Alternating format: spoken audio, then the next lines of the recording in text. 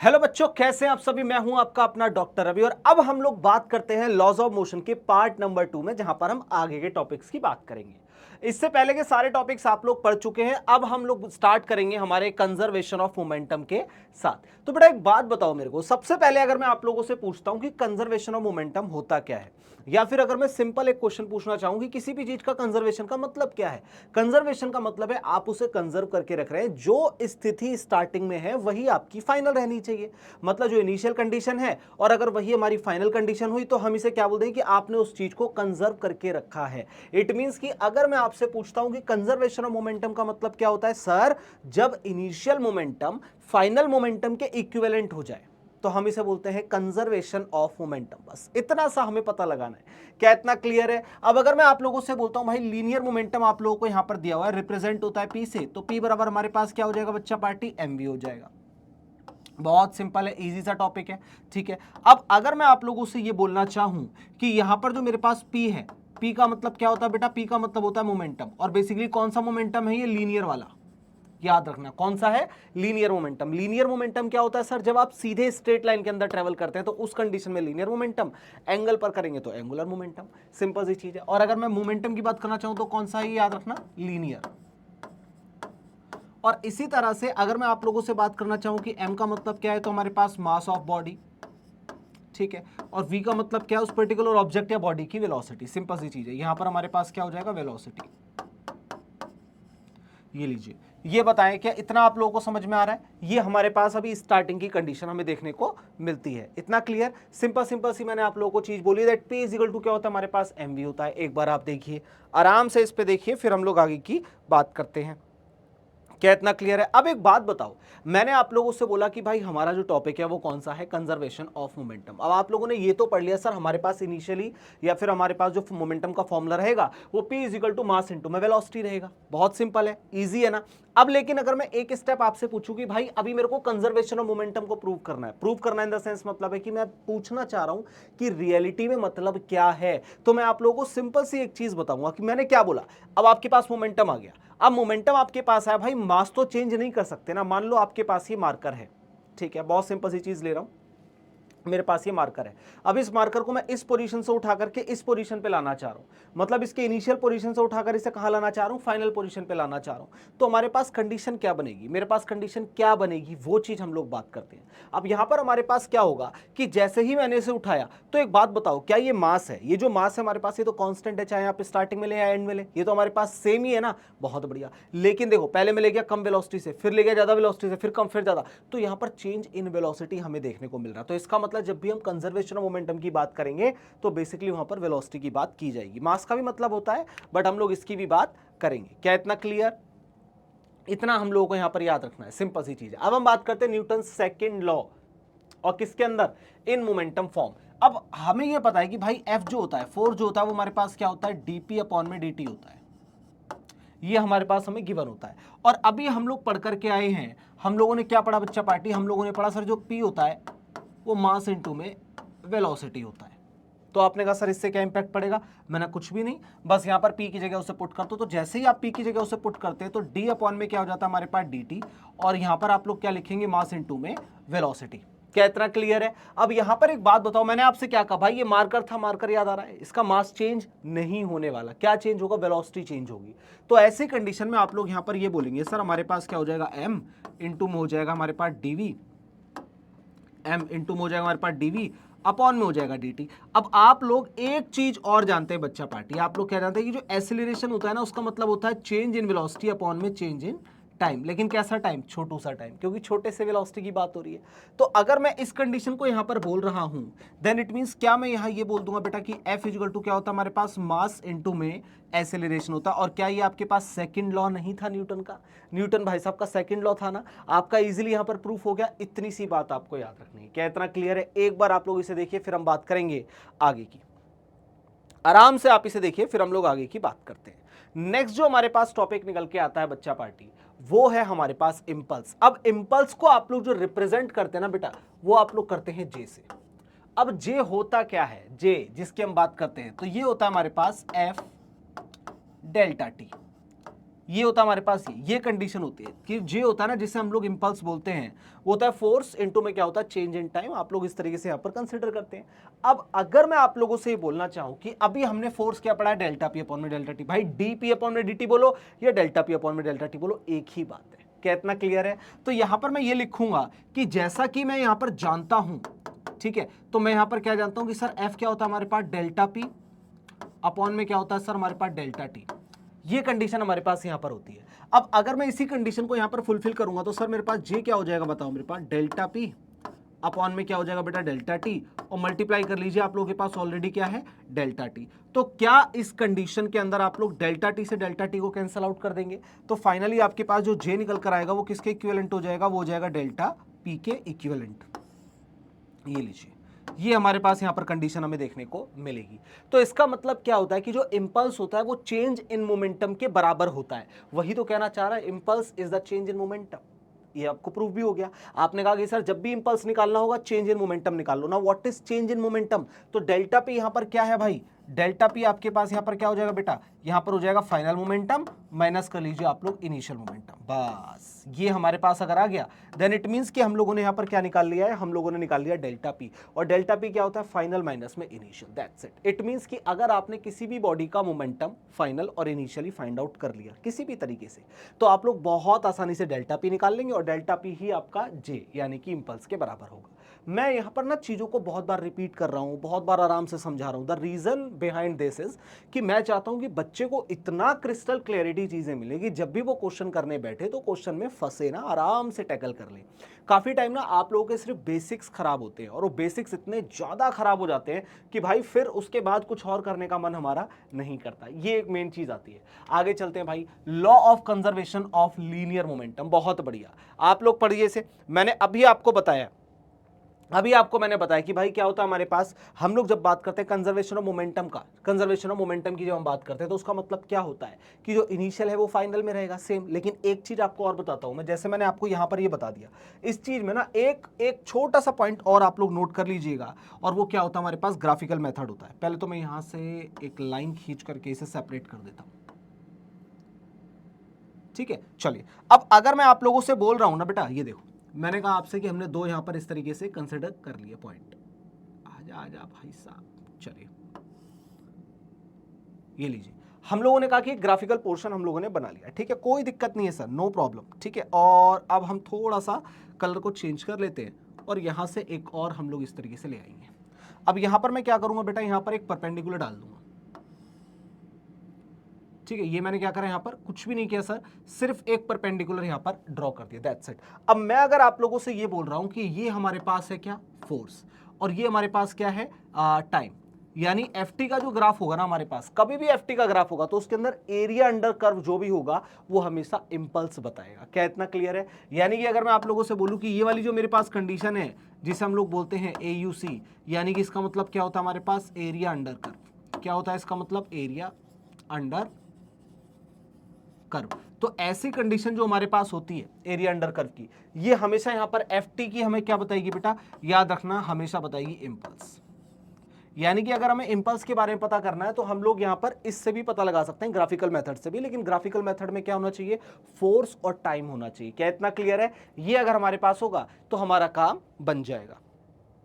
क्या इतना क्लियर? बहुत बढ़िया। आगे चलते हैं बेटा, आगे चलते हैं हम लोग नेक्स्ट कंडीशन। अब यहां पर हम लोगों ने ना सिंपल सी एक बात करी थी, और वो क्या होती है, मैंने आप लोगों से कहा था कि भाई इनिशियल बराबर हो जाए आपके पास फाइनल मोमेंटम। जब ऐसी कंडीशन आ जाए देन इट मींस कि आप लोग यहां पर इसे क्या बोल रहे हैं, ये बोल रहे हैं आप लोग कि मोमेंटम यहां पर कंजर्व रहेगा, सिंपल। यानी कि हमारे पास क्या है कि मास इनटू में वेलोसिटी है, ठीक है। एक इनिशियल वेलोसिटी ले लो और एक फाइनल वेलोसिटी ले लो। आप लोग क्या करेंगे, जब दोनों को इक्विवेलेंट कर देंगे देन इट मींस कि आपके पास सारी कंडीशन यहां पर प्रूव होते ही आपको दिख जाएगी। बोलो क्या इतना क्लियर है? और याद रखना कि नेट एक्सटर्नल फोर्स जो होता है आपका वो जीरो होता है, लिखा हुआ भी है, मैं फिर भी यहां पर मेंशन कर रहा हूं कि नेट एक्सटर्नल फोर्स जो आपके पास होता है, ठीक है बेटा, नेट एक्सटर्नल फोर्स हमारे पास कितना होता है बेटा, जीरो होता है।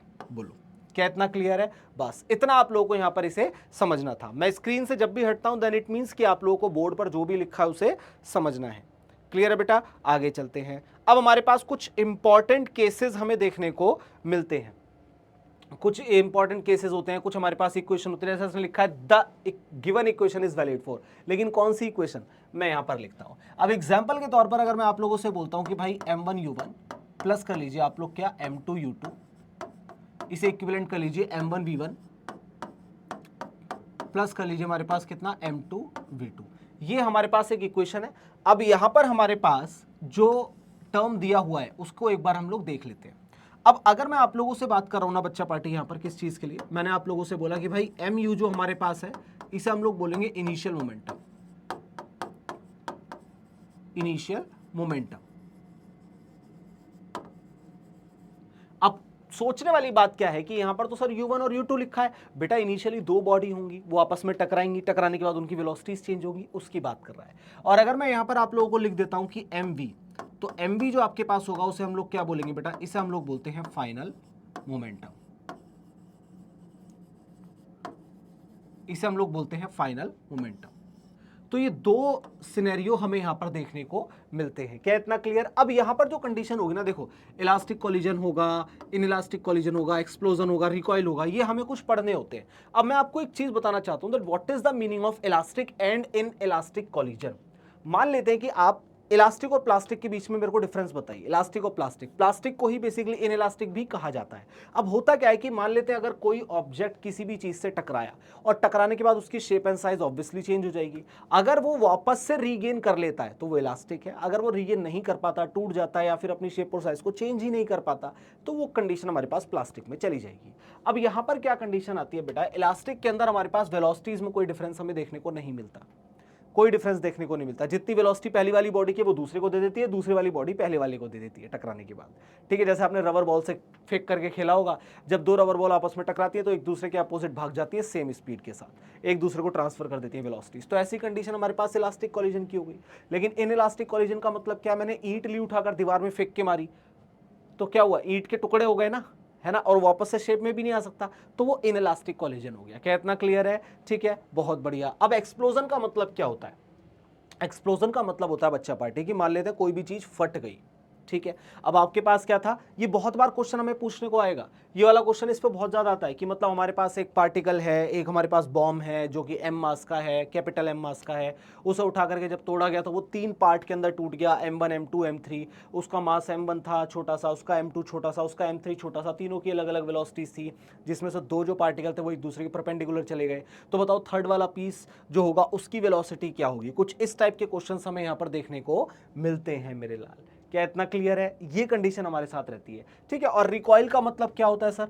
जब भी आप किसी को बंदूक मारते हैं, इस तरीके से जब भी आप किसी को बंदूक मारते हैं तो आप एकदम से पीछे जाते हैं। जब भी आप बंदूक मारते हैं ना तो आपकी बंदूक जो पीछे की तरफ जाती है, जो पीछे आने की वेलोसिटी है, उस वेलोसिटी को हम लोग रिकॉइल वेलोसिटी बोलते हैं। मैं वापस से रिपीट करता हूं कि जब आप इस तरीके से किसी को शूट करते हैं तो वो आपकी गोली तो आगे जाती है, लेकिन साथ में कोई बंदूक होती है ना, गन होती है, वो भी स्लाइटली पीछे आ जाती है। तो ऐसी कंडीशन को जिससे पीछे आ रही है, इसे हम लोग क्या बोलते हैं? रिकॉइल वेलोसिटी बोलते हैं गन की। क्या इतना क्लियर है? ये हमारे पास कुछ पोर्शन है, आप इस पर निगाह मारिए, फिर हम लोग चलते हैं आगे की तरफ। चलिए, अब हमारे पास एक केस आया जिसे हम बोलते हैं रिकॉइल ऑफ गन। अब रिकॉइल ऑफ गन के अंदर आप लोग ये मान लीजिए कि आपके पास एक बंदूक है, ठीक है। अब आपके पास यहां पर क्या होगा, ऐसे, चलिए ये लीजिए, ड्राइंग बहुत ज्यादा अच्छी तो नहीं है लेकिन ट्राई करते हैं बंदूक बनाने की आप लोगों के लिए। हाँ, अब यहां पर क्या हुआ, इसे थोड़ा सा और सजा लें क्या, ये लीजिए, लग रहा है बंदूक जैसा ये है? हाँ, लग तो रहा भाई। चलिए, अब यहां से आपने क्या करा बेटा, यहां से आपने क्या करा, एक गोली को शूट कर दिया, ठीक है। अब ये इधर की साइड में मूव कर रही है। क्या इतना क्लियर है? अब आपने क्या करा, यहां पर आपने देखा कि ये जो वेलोसिटी हमारे पास, देखो एक तो होगा हमारे पास क्या, इसका मास, इसका जो मास होगा उसे हम लोग क्या बोलेंगे, मास ऑफ गन, और वेलोसिटी जो होगी इसकी उसे हम बोलेंगे वेलोसिटी ऑफ गन। क्या इतना क्लियर है? ठीक है। अब अगर मैं इसकी बात करता हूं, यहां पर जो हमारे पास कंडीशन होगी, ये जो हमारे पास कंडीशन होगी, इसे हम लोग क्या बोलेंगे, मास ऑफ बुलेट, ठीक है। और साथ में हमारे पास क्या होगा बताओ, वेलोसिटी ऑफ, हमारे पास क्या होगा, बुलेट। तो ये आपने यहां पर ले लिया, वेलोसिटी ऑफ बुलेट आपने यहां पर कंसीडर कर लिया। आप चाहें तो ऐसे ले लीजिए, ये लीजिए, सिंपल सी चीज है। ये क्या हमारे पास, mass of gun, velocity of gun. ये क्या हमारे पास, mass of bullet, velocity of bullet. ठीक है, अब एक बात बताइए, मान लेते हैं यहां से हमने शूट करा तो बंदूक कहां गई, गोली कहां गई, आगे की तरफ, लेकिन जो ये बंदूक है ना ये स्लाइटली पीछे की तरफ जाएगी। तो जब ये पीछे की तरफ जाती है, इसकी पीछे की तरफ जाने वाली वेलोसिटी को बोला जाता है रिकॉइल वेलोसिटी। अब एक बार इसे देखिए, आपको समझ में आ रहा होगा यहां पर, हाँ या ना में जवाब दीजिए। वेरी गुड, बहुत बढ़िया, बहुत बढ़िया। अब यहां पर हमारे पास क्या होता है, ये देखिए, मैं यहां पर सिंपल सी एक चीज लिखता हूं कि हमारे पास mv जो है इसे हम लोग बोलते हैं मास ऑफ बुलेट। ठीक है बेटा, ये हमारे पास क्या हो गया, मास ऑफ बुलेट। और साथ में हमारे पास क्या होता है mg, mg हमारे पास क्या होता है, मास ऑफ गन। ये हमारे पास क्या होता है, मास ऑफ गन। फिर हम बात करते हैं vg, vg क्या होता है, वेलोसिटी ऑफ गन। आप यहां पर लिख लीजिए वेलोसिटी ऑफ गन। और साथ में अगर मैं बात करता हूं, ये क्या होता है हमारे पास, ये वेलोसिटी ऑफ बुलेट। तो ये कुछ कॉमन से टर्म है जो आप लोगों को पता होने ही चाहिए। क्या इतना क्लियर है, ये हमारे पास आती है कंडीशन। ठीक है, अब आगे की बात कर लेंगे। चलिए, ये हमारे पास हो गया। अब इनिशियल मोमेंटम इसका कितना है, 0। याद रखना है यहां पर इनिशियल मोमेंटम जो है आपके पास वो 0 है, क्योंकि आपके पास क्या है, ये रुकी हुई है ना स्टार्टिंग में। ये लीजिए, क्या इतना क्लियर है। अब एक बात बताओ, क्या मैं ये बोलूंगा कि भाई momentum initial plus final is equal to 0 हो जाएगा हमारे पास? तो क्या हम लोग ये बोलेंगे कि इनिशियल मोमेंटम प्लस में फाइनल मोमेंटम बराबर में हमारे पास कितना हो जाएगा, 0? तो क्या इनिशियल वाला मोमेंटम बराबर हो जाएगा आपके पास माइनस में फाइनल वाले मोमेंटम के? इतना तो समझ में आ ही रहा होगा। अब मोमेंटम होता है सर mv। अब इनिशियली हमारे पास क्या है, मास ऑफ, ये सारी चीजें हमारे पास हैं। देखो आप आराम से, ये देखिए, आप लोग आराम से यहां पर देखिए तो आपको समझ में आएगा। ठीक है, तो हम लोग क्या बोल रहे हैं, हमने बोला भाई mass of bullet plus velocity of bullet, ऐसे ले लीजिए, mass of bullet velocity of bullet बराबर कर लीजिए आप लोग mass of gun velocity of gun. Simple सी चीज है, हाँ या ना। फाइनल तो हम लोग उसी का देख रहे हैं ना, सिंपल। अब अगर आपसे बोला जाए वेलोसिटी ऑफ गन क्या होगी सर हमारे पास, तो वेलोसिटी ऑफ गन आपके पास हो जाएगी माइनस का मास of bullet, velocity of bullet divide कर लीजिए आप लोग मास ऑफ गन से। बोलो क्या इतना क्लियर है? कुछ नहीं करा मैंने, सिर्फ फॉर्मूले को यहां पर नोटिस किया है और कुछ नहीं। ये देखिए, चलिए आप लोगों को अब समझ में आ रहा होगा। देखिए एक बार फटाफट देखिए, क्या आप लोगों को अब ये पूछा जाए तो आप लोग आराम से निकाल देंगे। माइनस यहां पर क्या इंडिकेट कर रहा है, सिर्फ डायरेक्शन को इंडिकेट कर रहा है, इसके अलावा कुछ नहीं। यानी कि यहां पर जो आपके पास लगा हुआ माइनस का सिंबल है, ये आपको सिर्फ यहां पर डायरेक्शन के बारे में बता रहा है कि भाई जो ये गन है ये बुलेट से अपोजिट डायरेक्शन में जाएगा। तो यहां पर अगर मैं लिखूं तो मैं ये बोलूंगा कि negative sign indicate direction only. ये लिखा आप ही, नेगेटिव साइन इंडिकेट, ये क्या इंडिकेट करेगा, डायरेक्शन।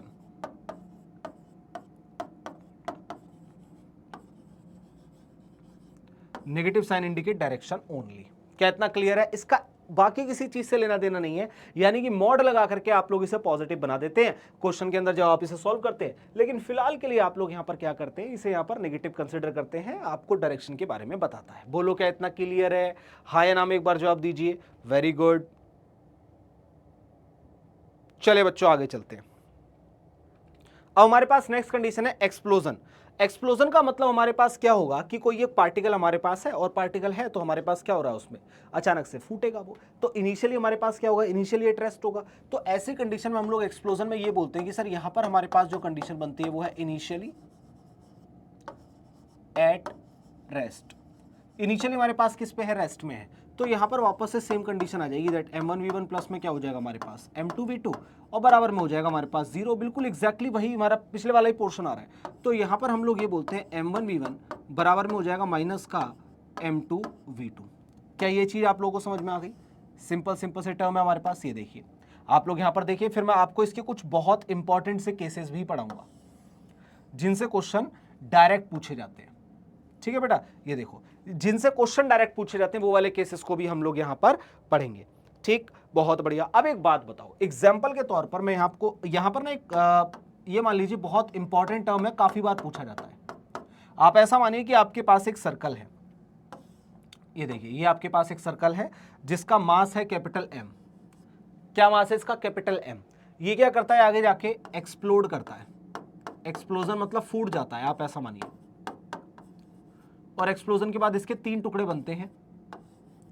3 टुकड़े कौन कौन से हैं? M1, M2 और M3, यानी छोटे छोटे से 3 पार्टिकल इसके फॉर्म हो जाते हैं। ये देखो, ठीक है, ये इसके क्या हुआ, यहां पर 3 पार्टिकल फॉर्म हो गए। अब ये 3 पार्टिकल का जो मास था, इसका जो मास था ये M1 था और वेलोसिटी थी, ये देखो, इसका मास हो गया M1 और वेलोसिटी हो गई V1। यहां पर इसका मास हो गया M2, वेलोसिटी हो गई V2, M3 और ये हो गया हमारे पास V3। ये देखो, ये कुछ कंडीशन हमारे पास यहां पर गिवन होती है। इस तरीके से हम लोग इसे बंद कर देंगे ताकि आप लोग इसे समझ पाए। ये देखिए, अब यहां पर कंडीशन क्या बनती है कि मान लेते हैं कैपिटल M है आपके पास, कैपिटल M एक्सप्लोड होकर के 3 पार्टिकल में टूटा। 3 पार्टिकल में टूटने के बाद क्या होगा, इसने बोला कि भाई M1 और M2 जो पार्टिकल थे, मतलब कोई भी 2 पार्टिकल थे, ये सेम मास में टूटे हैं बेसिकली, ठीक है। तो आपने कहा कि सर कोई भी हमारे पास 2 पार्टिकल एक दूसरे के परपेंडिकुलर चले गए। मैंने कहा कोई भी 2 पार्टिकल आपके एक दूसरे के परपेंडिकुलर चले गए, तो बताओ तीसरे वाला जो पार्टिकल है उसकी वेलोसिटी क्या होगी, पहले और दूसरे की वेलोसिटी गिवन होगी। पहले बताओ, समझ में आ रहा है? ये एग्जाम्पल बहुत बार पूछा गया है, मैं कहता हूं कि बहुत बार पूछा गया है, ठीक है, याद रखना इस चीज के लिए। अब इस क्वेश्चन में गिवन क्या है, सोचने वाली बात यह कि इसमें गिवन क्या है। तो गिवन आपको दिया हुआ है that M1 and M2, M1 और M2 आपके पास क्या है, एक दूसरे के परपेंडिकुलर है, ठीक है। M1 M2 एक दूसरे क्या है बेटा, यहां पर एक दूसरे के परपेंडिकुलर है। अब आपको यहां पर क्या बताना है, फाइंड V3। आपको जो यहां पर चीजें बतानी है वो क्या बतानी है, देखो, find V3। V3 is equal to what? क्या इतना क्लियर है? अब ऐसी कंडीशन के अंदर आप लोगों को सिंपल सी एक चीज यहां पर आजमानी है, और वो क्या है मैं आपको बताता हूं। देखो, सॉल्यूशन के अंदर हम लोग क्या करेंगे, हम लोग 2 पार्टिकल यहां पर कंसीडर कर लेते हैं, ठीक है। हम लोगों ने यहां पर एक पार्टिकल ये कंसीडर किया और एक ये कंसीडर किया, क्योंकि हमारे पास क्या है, 2 एक दूसरे कैसे हैं, परपेंडिकुलर। 2 कैसे एक दूसरे के, परपेंडिकुलर टू ईच अदर हैं। पहले बताओ क्या इतना क्लियर है? बहुत सही, वेरी गुड। अरे बस बस बस, चलिए, ये हमें समझ में आया कि भाई 2 पार्टिकल हमारे पास जो हैं वो एक दूसरे के कैसे हैं, ये देखिए, परपेंडिकुलर। ये लीजिए, ये हमारे पास आ गए 2 पार्टिकल, ठीक है। अब कहीं तीसरा पार्टिकल होगा, तो तीसरा पार्टिकल हमेशा याद रखना वो कहीं ना कहीं होगा, लेकिन कैसा, इनके अपोजिट में। इनके अपोजिट में मतलब क्या होगा बेटा, जो इनका निकल करके आएगा रिजल्टेंट उसके अपोजिट में होगा, ठीक है। यहां पर हमें कहीं देखने को मिल जाएगा, ये इनका रिजल्टेंट है। ये लीजिए, ये हमारे पास आ गया तीसरा पार्टिकल। अब यहां पर मैं नाम ये दे सकता हूं कि भाई ये M1 है और V1 है, ये सर हमारे पास क्या है, M2 है, V2 है। जैसा वादे के मुताबिक यहां पर बोला गया M1 और M2 एक दूसरे के परपेंडिकुलर है, हमने परपेंडिकुलर कंसीडर किया। अब यहीं पर हमारे पास केस क्या बनता है बेटा, ये देखो, क्या मैं ये बोलूंगा कि भाई यहां पर ये है मेरे पास, ये कुछ नेट बताएगा है, ये बताइए, ये कुछ नेट हमें बताएगा। सर नेट क्या बताएगा, हमें समझ नहीं पा रहे सर। ये हमें बताएगा नेट मोमेंटम, जो कि होगा हमारा रूट ओवर में P1 स्क्वायर प्लस में हो जाएगा हमारे पास P2 स्क्वायर, ठीक है। मतलब क्या हो गया, यहाँ पर इसका और इसका हो गया। क्या इतना क्लियर है? अब अगर मैं आपसे बोल रहा हूं कि इसकी वेलोसिटी हमारे पास किसके इक्विवेलेंट होगी, जो हम बात कर रहे हैं P3 की, ये P3 मोमेंटम इस साइड होगा ना, तो भाई अगर मैं, क्योंकि हमारे पास क्या है, ये M3 है और इसकी वेलोसिटी क्या है हमारे पास, V3 है। ये हमारे पास 2 कंडीशन दी हुई है। अब ऐसे कंडीशन के अंदर क्या मैं ये बोल सकता हूं कि जो P3 है वो P नेट के बराबर हो जाएगा, यही होगा बेटा। आपको अब करना क्या है कि P नेट को बराबर कर देना है P3 के, तो आपका जो आंसर है वो कूद करके आपके पास वापस लौट के आ जाएगा। ये लीजिए, ये कंडीशन आप लोगों को करनी है। सर लेकिन ऐसा हुआ क्यों, ये क्यों किया हम लोगों ने एक दूसरे का वो निकालने के बाद इसके इक्विवेलेंट क्यों किया? क्योंकि बेटा यहां पर आप लोगों को ये भी ध्यान रखना है कि सारी कंडीशन एक दूसरे के साथ फुलफिल करे और फाइनली कंजर्वेशन ऑफ मोमेंटम लगना चाहिए। और मोमेंटम आपका तभी कंजर्व होगा जब आप इन दोनों का जो आप लोगों ने पी नेट निकाला है, ये पी नेट किसी तीसरे वाले के साथ कैंसिल आउट हो जाए, तभी तो कंजर्व रहेगा, यानी बराबर रहेगा, ठीक है। ये हमारे पास कंडीशन आती है कि आपने ये निकाला और उसके बाद उसे P3 के साथ इक्विवेलेंट कर दिया। आराम से आप लोग इसे देखिए, फिर हम लोग बात करते हैं आगे की। आई होप कि आप लोगों को ये सारी की सारी चीजें समझ में आ रही होंगी बेटा, ठीक है। ये हमें यहाँ पर सीख करके आगे की तरफ को चलना है। बहुत सिंपल सी चीज है, बहुत ज्यादा सिंपल सी चीज है। चलिए, वेरी गुड वेरी गुड, आगे चलते हैं बेटा। नेक्स्ट हमारे पास कंडीशन किस चीज की आती है? नेक्स्ट हमारे पास आता है बेटा एक क्वेश्चन जो कि आप पढ़ेंगे और सॉल्व करेंगे। वीडियो आप लोग देख रहे होंगे, बस एक ही चीज मैं आप लोगों से कहना चाहता हूं, वीडियो को पॉज कर लीजिए, उसके बाद खुद से सॉल्व करने का ट्राई कीजिए और मेरे सॉल्यूशन करने के बाद आप लोग तब वीडियो को ऑन कीजिएगा, ठीक है। जब आप लोगों का सॉल्यूशन हो जाए तब एक बार मेरे से मैच कीजिएगा। चलते हैं, देखते हैं भाई साहब क्या कहना चाह रहा है। तो क्वेश्चन कहता है आपसे a wagon weighing 1000 kg is moving with a velocity 50 kilometre per hour. एक वैगन है जो आपके पास ऐसे सीधे चल रहा है, ठीक है, सीधे चल रहा है, 50 किलोमीटर पर आवर की स्पीड से मूव कर रहा है, कोई दिक्कत वाली बात नहीं। उसके बाद कहता है on a smooth horizontal rail. Smooth horizontal rail है मतलब इसके अंदर फ्रिक्शन वगैरह का सारा झंझट खत्म हो चुका है, ये बहुत अच्छी चीज है। उसके बाद कहता है a mass of 250 kg is dropped into it, the velocity with which it move now. यार एक सोचने वाली बात है, मान लो मैं भाग रहा हूं, वेगन छोड़ो, मैं भाग रहा हूं, अगर मैं यहां से इस तरीके से भाग रहा हूं और मेरे ऊपर अचानक से कोई ऊपर से कोई वेट फेंक दे, यानी 10 किलो का भी हो, ये तो फिर भी बहुत हो गया 250 केजी, मैं कह रहा हूं 10 किलो का भी वेट अगर मेरे ऊपर आ गया तो मेरी स्पीड धीरे हो जाएगी, पहले के मुकाबले मेरी स्पीड बहुत ज्यादा धीरे हो जाएगी, ठीक है। तो ये हमें यहां पर ध्यान लगाना है। आप बताइए अब इसमें क्या लगेगा, कंजर्वेशन ऑफ मोमेंटम लगा दो, कंजर्वेशन ऑफ मोमेंटम आपको लगा देना है, वहां से आपको पता चल जाएगा। तो यहां पर लिखते हैं हम according to momentum conservation, according to conservation of momentum, ऐसे लिख लो।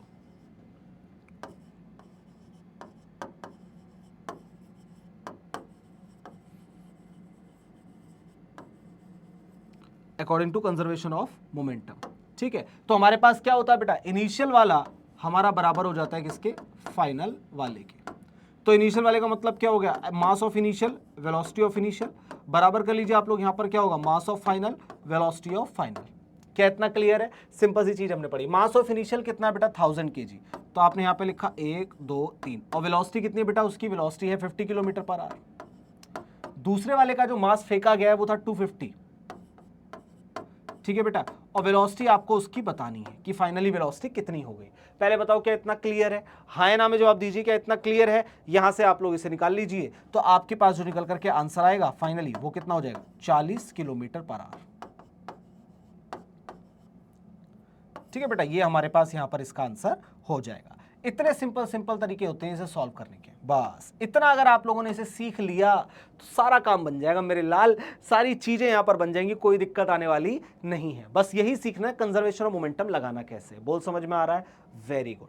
बिल्कुल दिक्कत मतलब, बिल्कुल परेशानी मतलब, जो चीज करा रहा हूं वहीं से आएगी, कोई दिक्कत नहीं है। चलिए आगे चलते हैं। नेक्स्ट हमारे पास अगला क्वेश्चन आता है, कहता है, ये देखिए, ये आप लोगों से क्या कहता है उसे समझते हैं।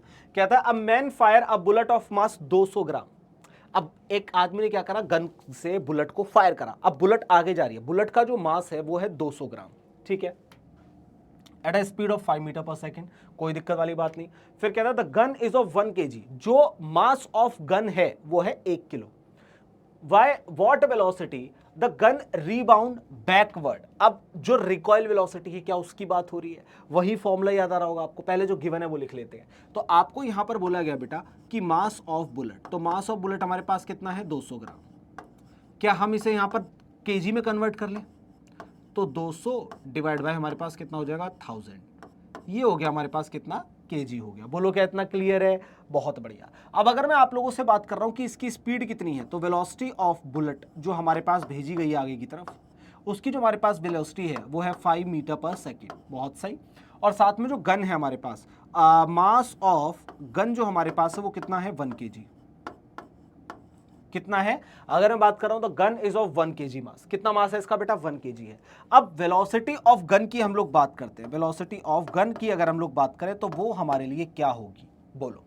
क्या कंजर्वेशन ऑफ मोमेंटम से ये भी सॉल्व हो जाएगा, हाँ या ना, बहुत ईजी तरीके से सॉल्व हो जाएगा मेरे लाल, वेरी गुड, बहुत बढ़िया। ट्राई कीजिए एक बार इसे, आप लोग इसे निपटा देंगे, मुझे पूरी उम्मीद है आप लोगों से, पूरी उम्मीद है। हमें करना क्या है, कंजर्वेशन ऑफ मोमेंटम लगाना है, सिंपल सी चीज, जो हम लोग जानते हैं उसी से सॉल्व करेंगे, उसके अलावा कुछ नहीं, ठीक है। तो हम लोग यहां पर करेंगे according to conservation of momentum, और इसका फॉर्मूला भी हम लोग जानते हैं, ठीक है। क्या हो जाएगा हमारे पास, इन दोनों को इसके इक्विवेलेंट कर लो, according to conservation of momentum, यहां पर लिखिए according to conservation of momentum, ठीक है। ये हमारे पास हो गया। हम लोग क्या जानते हैं, इनिशियल बराबर फाइनल, बस इतना आप लोग यहां पर थोड़ा सा ध्यान रखिए। तो यहां पर क्या हो जाएगा, मास ऑफ बुलेट रख लो आप लोग, ठीक है, और वेलोसिटी ऑफ बुलेट रख लो, इज इक्वल टू क्या हो जाएगा, मास ऑफ गन हो जाएगा, वेलोसिटी ऑफ गन हो जाएगा। और मेरे ख्याल से वेलोसिटी ऑफ गन आपसे पूछ रहा है, velocity of the gun rebound backward, तो पीछे की तरफ आपसे पूछ ही रहा है आने के लिए, तो हमारे पास वेलोसिटी ऑफ गन कितना हो जाएगा बताओ। यहां पर आप लोग लिखिए मास ऑफ बुलेट इनटू में वेलोसिटी ऑफ बुलेट, अपॉन में क्या हो जाएगा, मास ऑफ गन। सबकी वैल्यूज को एक बार आप लोग पुट कर देंगे, आंसर आपके पास दौड़ भाग के आ जाएगा। मास ऑफ बुलेट की हम लोग बात करते हैं, कितना है बताओ, ये हमारे पास कितना हो जाएगा, देख लीजिए आप, 200 हमारे पास कितना हो गया, ये 2 जीरो इससे कट करो और 0.02 के आसपास हो जाएगा समवेयर अराउंड। तो हम लोग यहाँ पर लिखते हैं भाई कितना लिख लेते हैं, इसे एज इट इज ले लो आप लोग, 200 अपॉन में 0.2 हो जाएगा ना, ये सिंपल सी चीज है 0.2, ठीक है। 0.2 का मतलब हो गया, हाँ परफेक्ट। अब इनटू में क्या हो जाएगा हमारे पास, वेलोसिटी ऑफ बुलेट जो कि हमारे पास कितनी है 5 मीटर पर सेकंड, मास ऑफ 1 ये हमारे पास कितना 1 है। अब देखो बताओ मुझे वहां से कितना आंसर आपको देखने को मिल रहा है, अब तो समझ में आ ही गया होगा, सिंपल सी चीज है। तो वेलोसिटी ऑफ गन आपके पास कितना हो जाएगा मेरे लाल, ये हो जाएगा सर 1 मीटर पर सेकेंड। कितना हो जाएगा बेटा, 1 मीटर पर सेकेंड हो जाएगा, ठीक है। यही आपका आंसर है और यही आपको टिक करके लगाना है, 1 मतलब सी इज द राइट आंसर। इतना सिंपल होता है। कहने का मतलब अगर आप और हम मिलकर के टॉपिक को सीख गए और हमने उसके कॉन्सेप्ट को अप्लाई करना सीख लिया किसी भी तरीके से, तो मैं ये दावे के साथ बोल सकता हूं कि भाई आप लोग कहीं भी नहीं फंसेंगे। पक्की बात मैं वापस बोलता हूं कि आप लोग कहीं भी नहीं फंसने वाले अगर आप लोगों ने इतना सीख लिया तो। क्लियर है? चलिए मेरे लाल एक बार इस पर निगाह मारिए, फिर हम लोग बात करते हैं आगे की।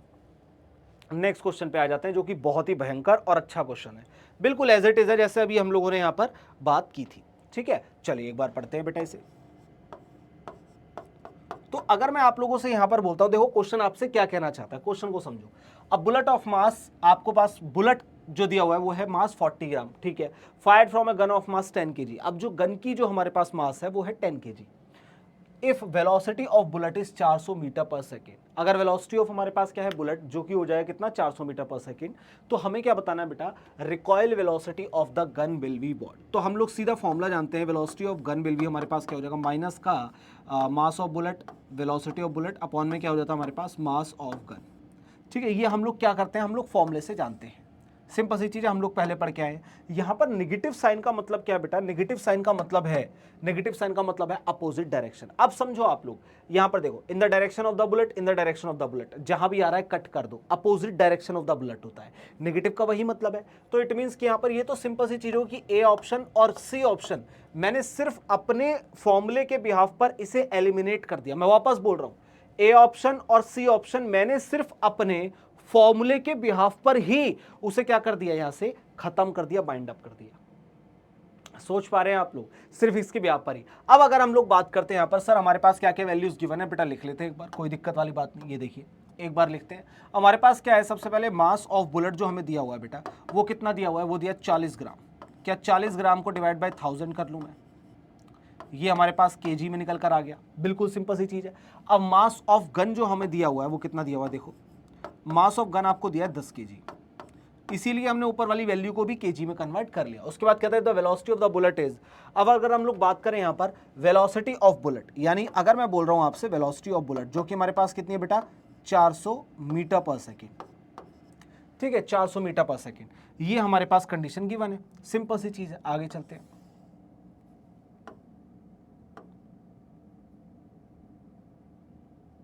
ठीक है चलिए, ये हमारे पास कंडीशन है। अब आपसे पूछना है वेलोसिटी ऑफ गन हमारे पास क्या होगा, तो वेलोसिटी ऑफ गन के लिए मेरे पास क्या है, एक फॉर्मूला है, ठीक है। अब अगर मैं इस वाले फॉर्मूले को इस्तेमाल करूंगा तो मेरे को यहां पर सिर्फ वैल्यूज को पुट करना है बेटा। मास ऑफ बुलेट कितना है 40 बाय 1000,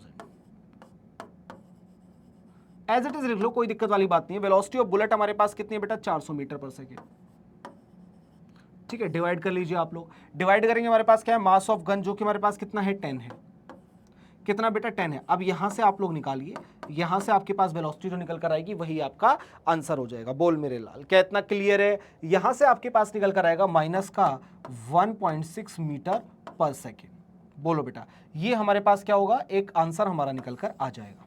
ये लीजिए, क्या इतना क्लियर है? ये हमारे पास यहां से चीजें निकल कर आएंगी। अब यहां पर आपको जो नेगेटिव सिंबल देखने को मिल रहा है, नेगेटिव मतलब अपोजिट डायरेक्शन, नेगेटिव साइन मतलब opposite direction, negative sign means opposite direction, ठीक है। ये लीजिए, नेगेटिव साइन का मतलब हमारे पास अपोजिट डायरेक्शन, और हमारे पास अपोजिट डायरेक्शन में हमारे पास ऑप्शन नंबर बी चला जाएगा सीधा सीधा। तो देखो सबसे पहले तो कितना सिंपल हो गया ना, मैंने फॉर्मूले के बिहाफ पर, अपने कॉन्सेप्ट के बिहाफ पर मैंने सबसे पहले दो ऑप्शंस को एलिमिनेट कर दिया कि भाई ये तो नहीं हो सकते। अब अगर ये नहीं है तो हमारे पास बचे हुए दो ऑप्शन है। अब दो ऑप्शन क्योंकि हमारे पास क्या थे, opposite to the direction of the bullet, opposite to the direction of the bullet, तो ये हमें यहाँ पर पता लगाना था। तो यहाँ बोला गया कि ऑप्शन नंबर बी हमारे पास आ जाएगा क्योंकि हम लोगों ने फॉर्मूले में वैल्यू को पुट करके देखा है। बोलिए इतना क्लियर है? एक बार आप लोग बोर्ड पे निगाह मारिए, फिर हम लोग बात करते हैं आगे की। ठीक है बेटा, एक बार इस पे निगाह मारिए आप लोग, फिर हम लोग बात करेंगे आगे की। नेक्स्ट हमारे पास जो टॉपिक निकल करके आएगा जिसकी हमें बात करनी है वो क्या है, उसकी हम लोग एक बार देखते हैं। तो वो हमारे पास आता है बेटा जिसे हम लोग बोलते हैं इक्विलिब्रियम, लिफ्ट केसेस और साथ में स्यूडो फोर्स। अब ये तीन चीजें हमें यहाँ पर देखने को मिल रही हैं, इनका मतलब क्या होता है वो समझते हैं। अब जैसे मैंने आप लोगों से अगर ये बोला कि भाई इक्विलिब्रियम, लिफ्ट केसेस और हमारे पास साथ में आ रहा है स्यूडो फोर्स, इनका क्या मतलब है, क्या मोटिव है, किस तरीके से हम लोग इन्हें यहाँ पर देख पा रहे हैं, उसकी हम लोग एक बार बात करते हैं। देखो इक्विलिब्रियम का मतलब क्या होता है, अगर आपके पास कोई भी एक ऑब्जेक्ट है, आप ऐसा मान लो कि आपके पास एक एम मास है, यहां पर रखा हुआ, कोई दिक्कत आपत्ति नहीं, नहीं सर कोई दिक्कत नहीं। अब आपने क्या करा, यहां से 10 न्यूटन से खींचना शुरू कर दिया, ठीक है सर। यहां से आप लोगों ने क्या करा, 20 न्यूटन से खींचना शुरू कर दिया। अब एक चीज बताओ, क्या इस समय पर ये इक्विलिब्रियम में है? तो आप कहेंगे नहीं सर। मैं कहूंगा कैसे? आपने कहा सर ये हमारा इस डायरेक्शन में यानी लेफ्टवर्ड डायरेक्शन में खींचा जा रहा है ऑब्जेक्ट। मैंने कहा क्यों? सर यहां पर ज्यादा फोर्स लग रहा है। मैंने कहा चलो ठीक है, अब एक काम करते हैं, अब यहां पर भी हम लोग 10 न्यूटन का फोर्स लगाते हैं, क्या अब ये इक्विलिब्रियम में? आपने कहा हाँ सर। मैंने कहा कैसे पता चला? आपने कहा सर हर साइड से फोर्स बराबर है, यानी कि आपके पास जितना ही फोर्स आपका राइटवर्ड डायरेक्शन में लग रहा है उतना ही फोर्स आपका लेफ्टवर्ड डायरेक्शन में लग रहा है। इसी तरीके से जब आपके पास हर डायरेक्शन में, मैंने कहा इसी तरह से जब आपके पास हर डायरेक्शन में जो फोर्स हैं वो बराबर लगने शुरू हो जाते हैं, तो ऐसी कंडीशन को हम लोग जो केस बोलते हैं वो होता है इक्विलिब्रियम। इक्विलिब्रियम का मतलब यही होता है, सेम। क्या इतना क्लियर है? ये हमारे पास निकल कर आया। अब नेक्स्ट हमारे पास आता है बेटा lift cases. Now what is the meaning of lift cases? Lift cases का मतलब होता है बेटा कि आप लिफ्ट में खड़े हैं, ठीक है। अब तीन कंडीशन आपके साथ हो सकती हैं, बेसिकली चार कंडीशन हो सकती है। नंबर 1 कि लिफ्ट खराब है, आप भी खड़े, लिफ्ट भी खड़ी, कोई दिक्कत नहीं, लिफ्ट एट रेस्ट, ठीक है। दूसरी कंडीशन, अब आप लिफ्ट के अंदर गए, लिफ्ट ऊपर चलने लग गई, तब आपके वेट में क्या फर्क आएगा? आपको पता है जब लिफ्ट ऊपर जाती है ना तो आपका वेट हल्का सा बढ़ जाता है। ये आपको फील हुआ, नहीं हुआ? अगर हुआ है तो वेल एंड गुड, अगर नहीं हुआ तो आप जब भी वेइंग मशीन ले ले, एक छोटी सी वेइंग मशीन ले ले और उसे लिफ्ट पे रख लो ऊपर की तरफ, ठीक है, और फिर उसके ऊपर चढ़ जाओ। अब आप वेइंग मशीन के ऊपर और वेइंग मशीन और आप लिफ्ट के अंदर, अब लिफ्ट को ऊपर की तरफ ले जाओ तो आपका जो वेट है ना, जितना भी आपका वेट है, मान लो x है आपका वेट, तो x प्लस समथिंग हो जाएगा। समझ रहे हैं आप लोग?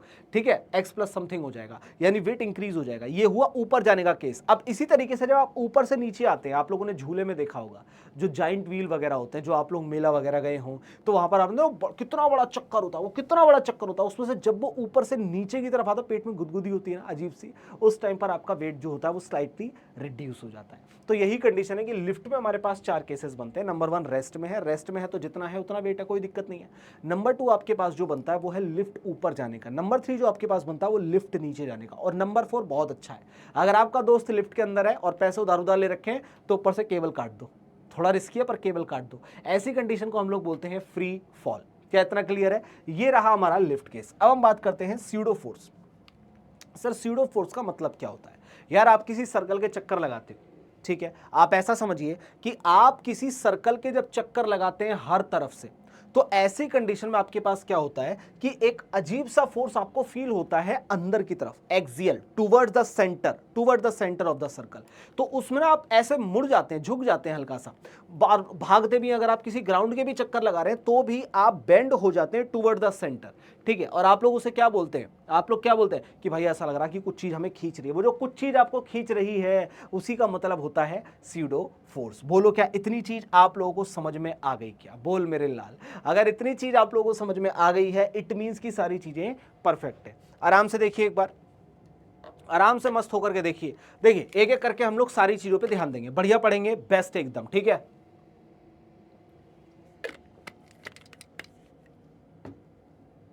दिक्कत किसी चीज की नहीं लेनी है, आगे चलते हैं। अब हमारे पास केस आता है इक्विलिब्रियम प्रॉब्लम। क्या आपको मैंने क्या बोला? इक्विलिब्रियम का मतलब क्या होता है? इक्विलिब्रियम का मतलब होता है भाई वेक्टर सम। ये तो खैर इंग्लिश लिखी हुई है, लेकिन यूजुअली जो मतलब होता है वो सिंपल सा एक होता है हमारे पास कि जितने भी टोटल फोर्सेस हैं उन सबको जीरो कर दो। मैंने कहा vector sum of all the forces zero. ये देखिए, ये हमारे पास जो केस बनता है उसे हम लोग क्या बोलते हैं, सिंपल सी चीज है, इक्विलिब्रियम प्रॉब्लम बोलते हैं। एग्जाम्पल मैं एक सिंपल सी चीज से लेकर के जाऊंगा। मान लीजिए कि यहां पर हैं आप, ठीक है, और आपने एक ऑब्जेक्ट को यहां पर कहीं रखा हुआ है, यहां कहीं रखा हुआ है, और आपने क्या करा, इसे बांध दिया। आपने इस ऑब्जेक्ट को ना ऐसे बांध दिया यहां से इसके साथ, और आपने साथ ही यहां पर यह भी कंसिडर किया कि भाई एक स्ट्रेट लाइन इसे इस तरीके से कट कर रही थी। हॉरिजॉन्टल के साथ इसने क्या करा, एक एंगल बना लिया, और उस एंगल को मैं यहां पर नाम दे दूंगा थीटा।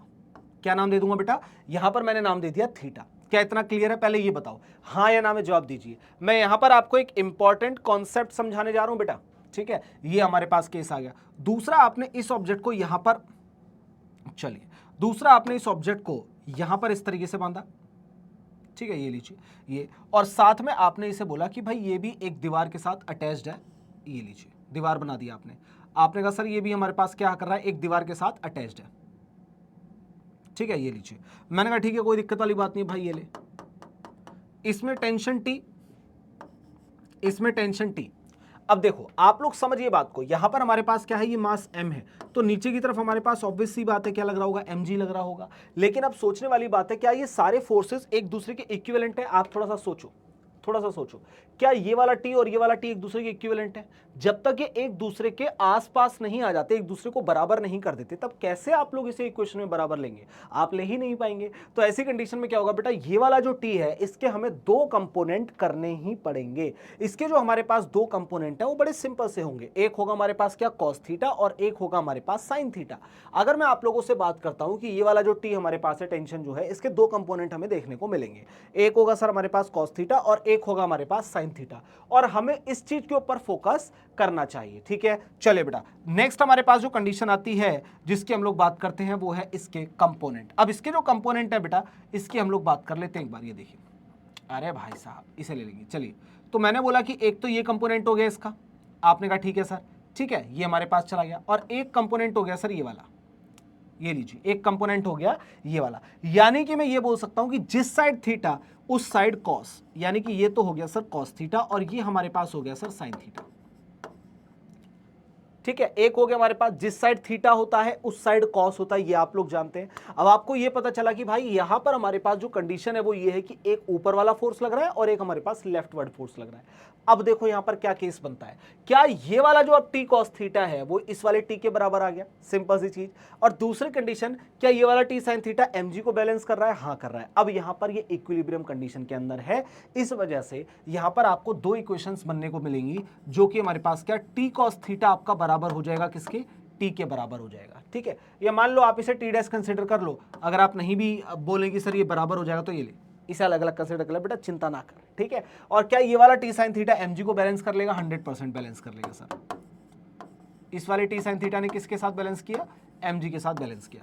तो ये हमारे पास दो इक्वेशन बन जाएंगी। तो कहने का मतलब ये है कि जब भी एक दूसरे के आमने सामने आपके पास वैल्यूज होती है तो उन्हें बराबर कर दो, एक इक्वेशन बना दो। इतनी सिंपल सी बात आपको यहां पर समझनी है।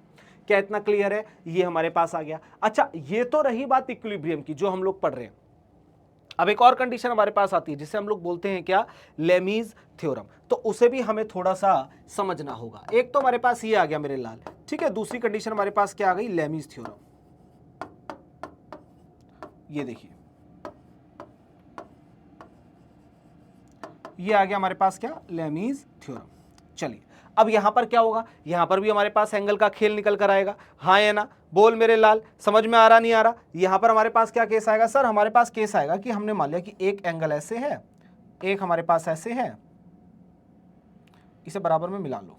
अरे भाई साहब कहां भाग रहे हैं आप? और एक हमारे पास सर कुछ ऐसे है, कुछ हमने ऐसे एंगल को कंसिडर कर लिया। आपने कहा ठीक है सर, कोई दिक्कत वाली बात नहीं, आप कह रहे सही होगा। इसे मान लो बेटा अल्फा, इसे मान लो हम क्या मान लेंगे, बीटा, और इसे मान लो आप लोग गामा, इसे मान लीजिए आप लोग गामा। तो ये हो गया हमारे पास क्या, F1, ये हमारे पास क्या हो गया बेटा, ये हो गया हमारे पास F2, ये हो गया हमारे पास क्या, F3। क्या इतना क्लियर है? तो अब यहां पर हमारे पास जब भी ऐसी कंडीशन आएगी बेटा, तो यहां पर हमें क्या करना है, F1 अपॉन में साइन अल्फा बराबर हो जाएगा हमारे पास क्या, F2 अपॉन में साइन बीटा बराबर हो जाएगा कितना हमारे पास, F3 अपॉन में साइन गामा। बस ठीक है, ये गामा लिखा है बेटा, ठीक है, ये हमें यहाँ पर कंसिडर करना है। बोलो क्या इतना क्लियर है? वेरी गुड वेरी गुड, इतना समझ लिया मेरे लाल, तो फिर इसके बाद दिक्कत आनी बंद हो जाएगी बेटा, इसके बाद दिक्कत आनी आप लोगों को बंद हो जाएगी। और आगे चलते हैं बेटा, आगे चलते हैं महातांडव के लिए, जो कि आ रहा है हमारा apparent weight of a body in a lift. यानी कि यहां पर जो हमें कंसिडर करना है वो कौन सी कंडीशन हमारे पास निकल कर आएगी बेटा? यहां पर बहुत सिंपल कंडीशन है सर, हमारे पास 4 केसेस आपने बताए, बहुत बढ़िया, उसी की बात करेंगे। सबसे पहले हम लोग पढ़ेंगे ऊपर जाना, फिर नीचे आना, फिर उसके बाद तीसरा रेस्ट, और चौथा हमारा फ्री फॉल।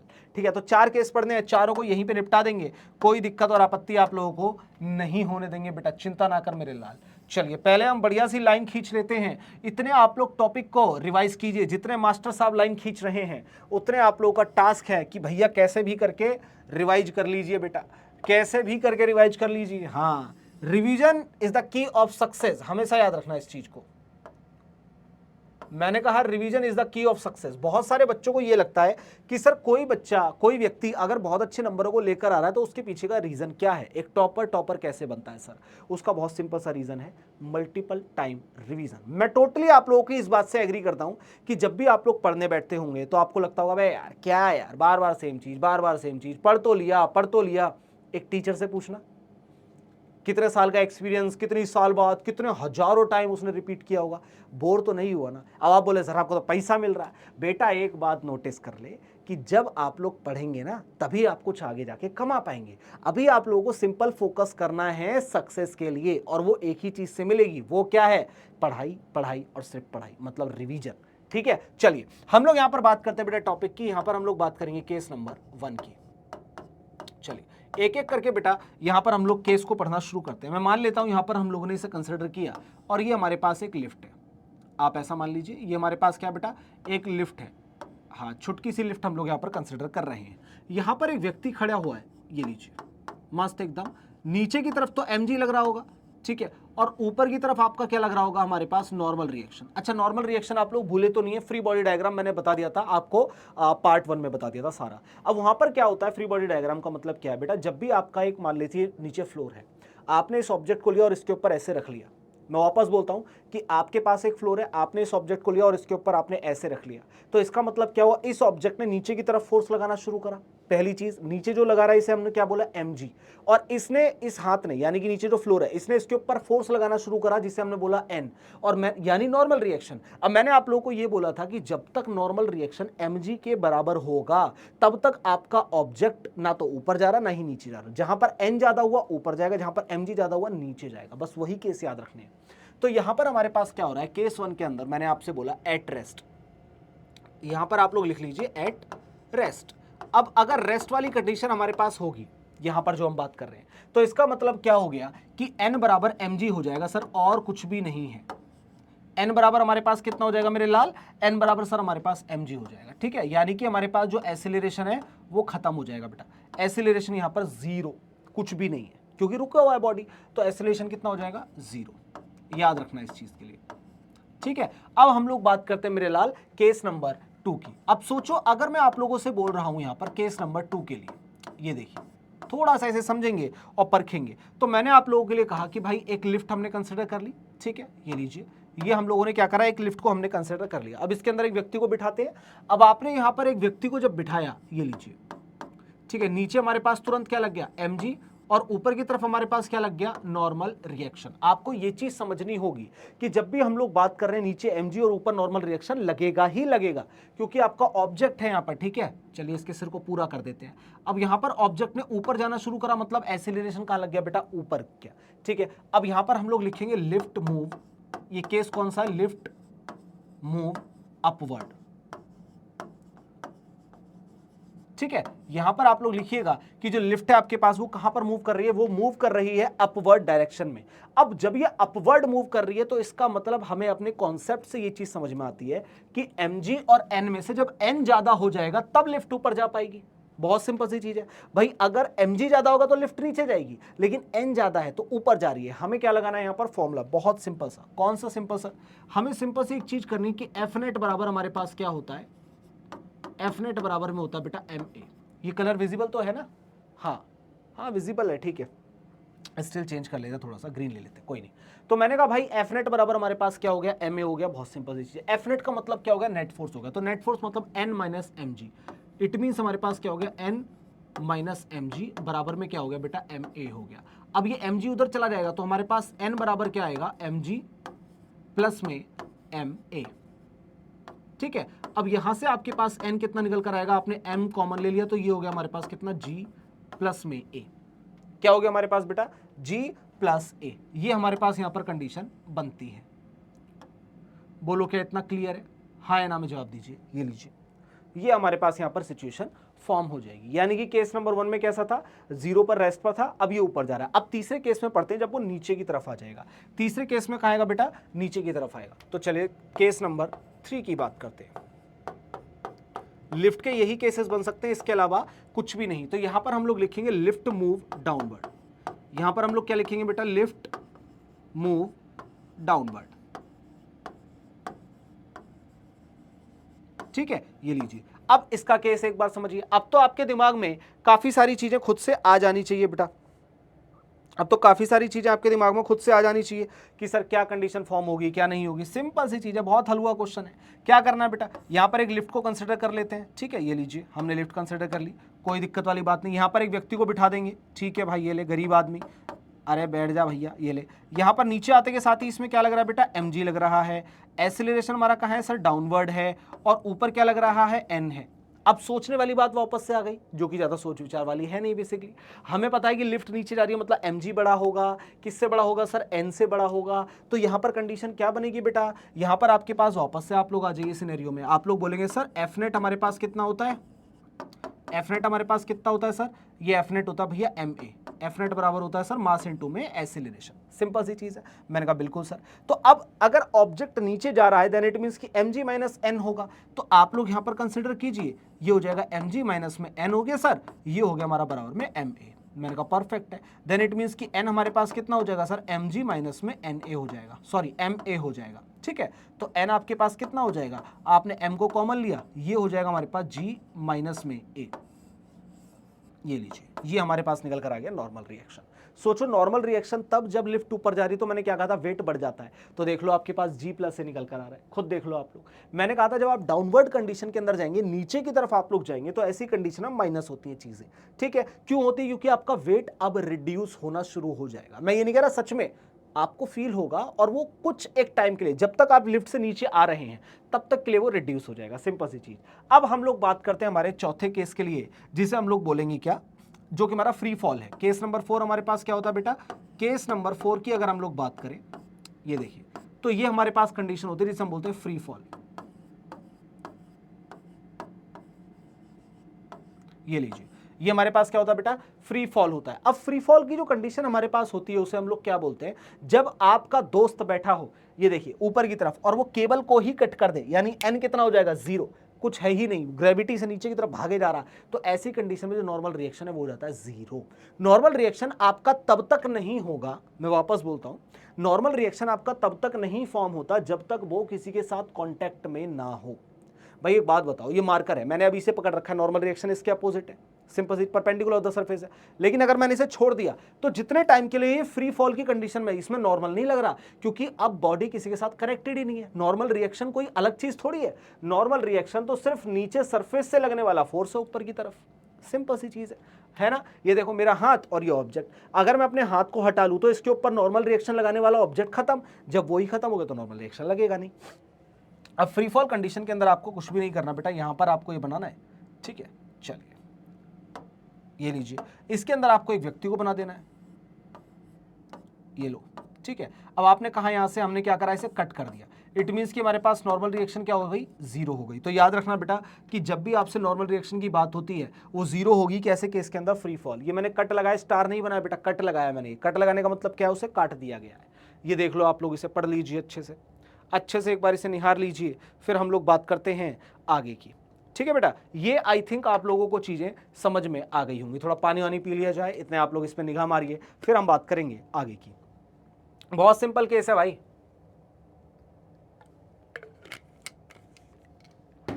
बहुत ज्यादा सिंपल केस है, आपको ऐसा कुछ एफर्ट नहीं लगाने इसके अंदर, ठीक है। चलिए आगे चलते हैं बेटा। नेक्स्ट हमारे पास आता है pseudo force. Sir pseudo force का मतलब क्या होता है? स्यूडो फोर्स का मतलब मैंने आपको अभी बताया कि स्यूडो मतलब होता है वहम। एक तो आप सर्कल में घूमते हैं तब आपको फील होता है, ठीक है। दूसरा, आप जब लिफ्ट के अंदर जाते हैं ना, तो लिफ्ट के अंदर ना दो फ्रेम होते हैं, एक होता है इनर्शियल फ्रेम और एक होता है नॉन इनर्शियल फ्रेम।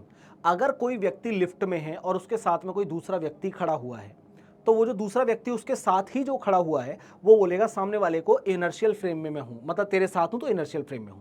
अगर वो उसके साथ नहीं है, कहीं ग्राउंड पे खड़ा है और ग्राउंड पे खड़े होकर लिफ्ट को ऊपर नीचे जाता हुआ देख रहा है, तो इट मींस कि बाहर जो खड़ा हुआ व्यक्ति है ग्राउंड पर, वो उसके लिए नॉन इनर्शियल फ्रेम हो गया। बोलो पहले इतना क्लियर है, हाँ या ना? देखिए कितनी बढ़िया यहाँ पर अंग्रेजी जो है वो लिखी हुई है। अगर हम लोग बात करते हैं यहाँ पर किसी भी तरीके से, मैंने कहा किसी भी तरीके से फ्रेम ऑफ रेफरेंस की बात होगी, मतलब फोर्स का जो फ्रेम होगा, अगर हम लोग इसकी बात करें तो हमारे पास दो टाइप का होता है। एक होता है हमारे पास क्या, इनर्शियल फ्रेम, एक होता है इनर्शियल।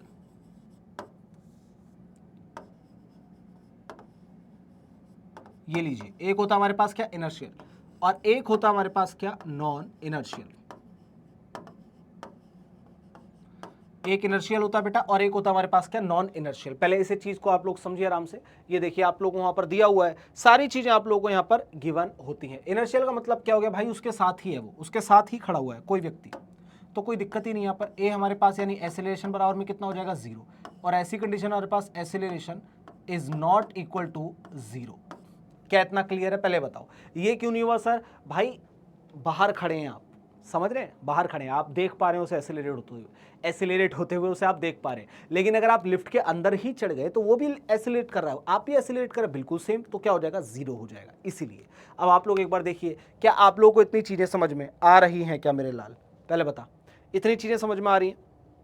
अगर आ रही हैं तो फिर हम लोग यहाँ पर बात कर लेते हैं एक बार किस चीज के लिए हम लोग आए हैं। ये देखिए बेटा, ये हमारे पास लिफ्ट है, लिफ्ट के अंदर दो व्यक्ति बना देते हैं। एक तो ये जो किसी ऑब्जेक्ट के ऊपर खड़ा हुआ है, ठीक है, और दूसरा व्यक्ति ये जो बेचारा जमीनी इस तरह से जुड़ा हुआ है। और हम लोग बात कर रहे हैं नॉन इनर्शियल फ्रेम की, मतलब बाहर से कहीं से देखा जा रहा होगा। आपने क्या करा यहां पर, नॉन इनर्शियल फ्रेम की बात कर दी बेटा। अब नॉन इनर्शियल फ्रेम का मतलब क्या हो गया, बाहर से कोई व्यक्ति खड़ा होगा, वो इन लोगों को नोटिस कर रहा होगा। देखो मैं एक एक डायग्राम बनाने के बाद जो हट रहा हूं, तो आप लोग इसे एक बार नोटिस कर लीजिएगा, ठीक है। अब इसे देखते हैं हम लोग। अब अगर हम लोग बात करें ऊपर की तरफ F जा रहा है, A जा रहा है, सॉरी, तो N हमारे पास वो तो क्लियर हो गया, हम लोग पहले ही बात कर चुके हैं। mg प्लस में क्या हो जाएगा हमारे पास, ma हो जाएगा। ये चीज में कोई डाउट हमें नहीं है। अब बात आती है सर हमारे पास फोर्स कैसे होगा, तो फोर्स हमारे पास क्या होगा, सबसे पहले मास ऑफ ऑब्जर्वर, ठीक है, ऑब्जर्वर का मास जिसे आप ऑब्जर्व कर रहे हैं, मल्टीप्लाई कर दीजिए acceleration of observer, acceleration of observer, ठीक है। ये लीजिए, अगर इतना आप लोगों ने कर दिया है, देन इट मीन्स कि आप लोग बहुत आसान तरीके से फोर्स को निकाल लेंगे। और जब आप फोर्स को निकाल लेंगे तो आपको पता है कि अगर हमारे पास एक्सीलरेशन 0 है, देन इट मीन्स हमारे पास क्या कंडीशन आ जाएगी बेटा, ये हमारे पास इनर्शियल फ्रेम आ जाएगा। अगर नॉन जीरो है, मतलब 0 को छोड़कर कोई भी वैल्यू आपको देखने को मिल रही है, देन इट मीन्स कि यहां पर जो आपको देखने को मिलेगा वो है नॉन इनर्शियल फ्रेम। क्या इतना क्लियर है? Very good. आगे चलते हैं मेरे लाल। नेक्स्ट हमारे पास आता है सीधा हमारा क्वेश्चन। तो एक बार हम लोग क्वेश्चन देखते हैं इस वाले टॉपिक के कि हमसे क्या कहना चाहते हैं। बहुत सिंपल है, मैं आपको एक चीज बताना चाहता हूं कि जब भी क्वेश्चन आए तो ट्राई कीजिए कि आप लोग वीडियो को पॉज करें, आप लोग खुद से सॉल्व करने का ट्राई करें।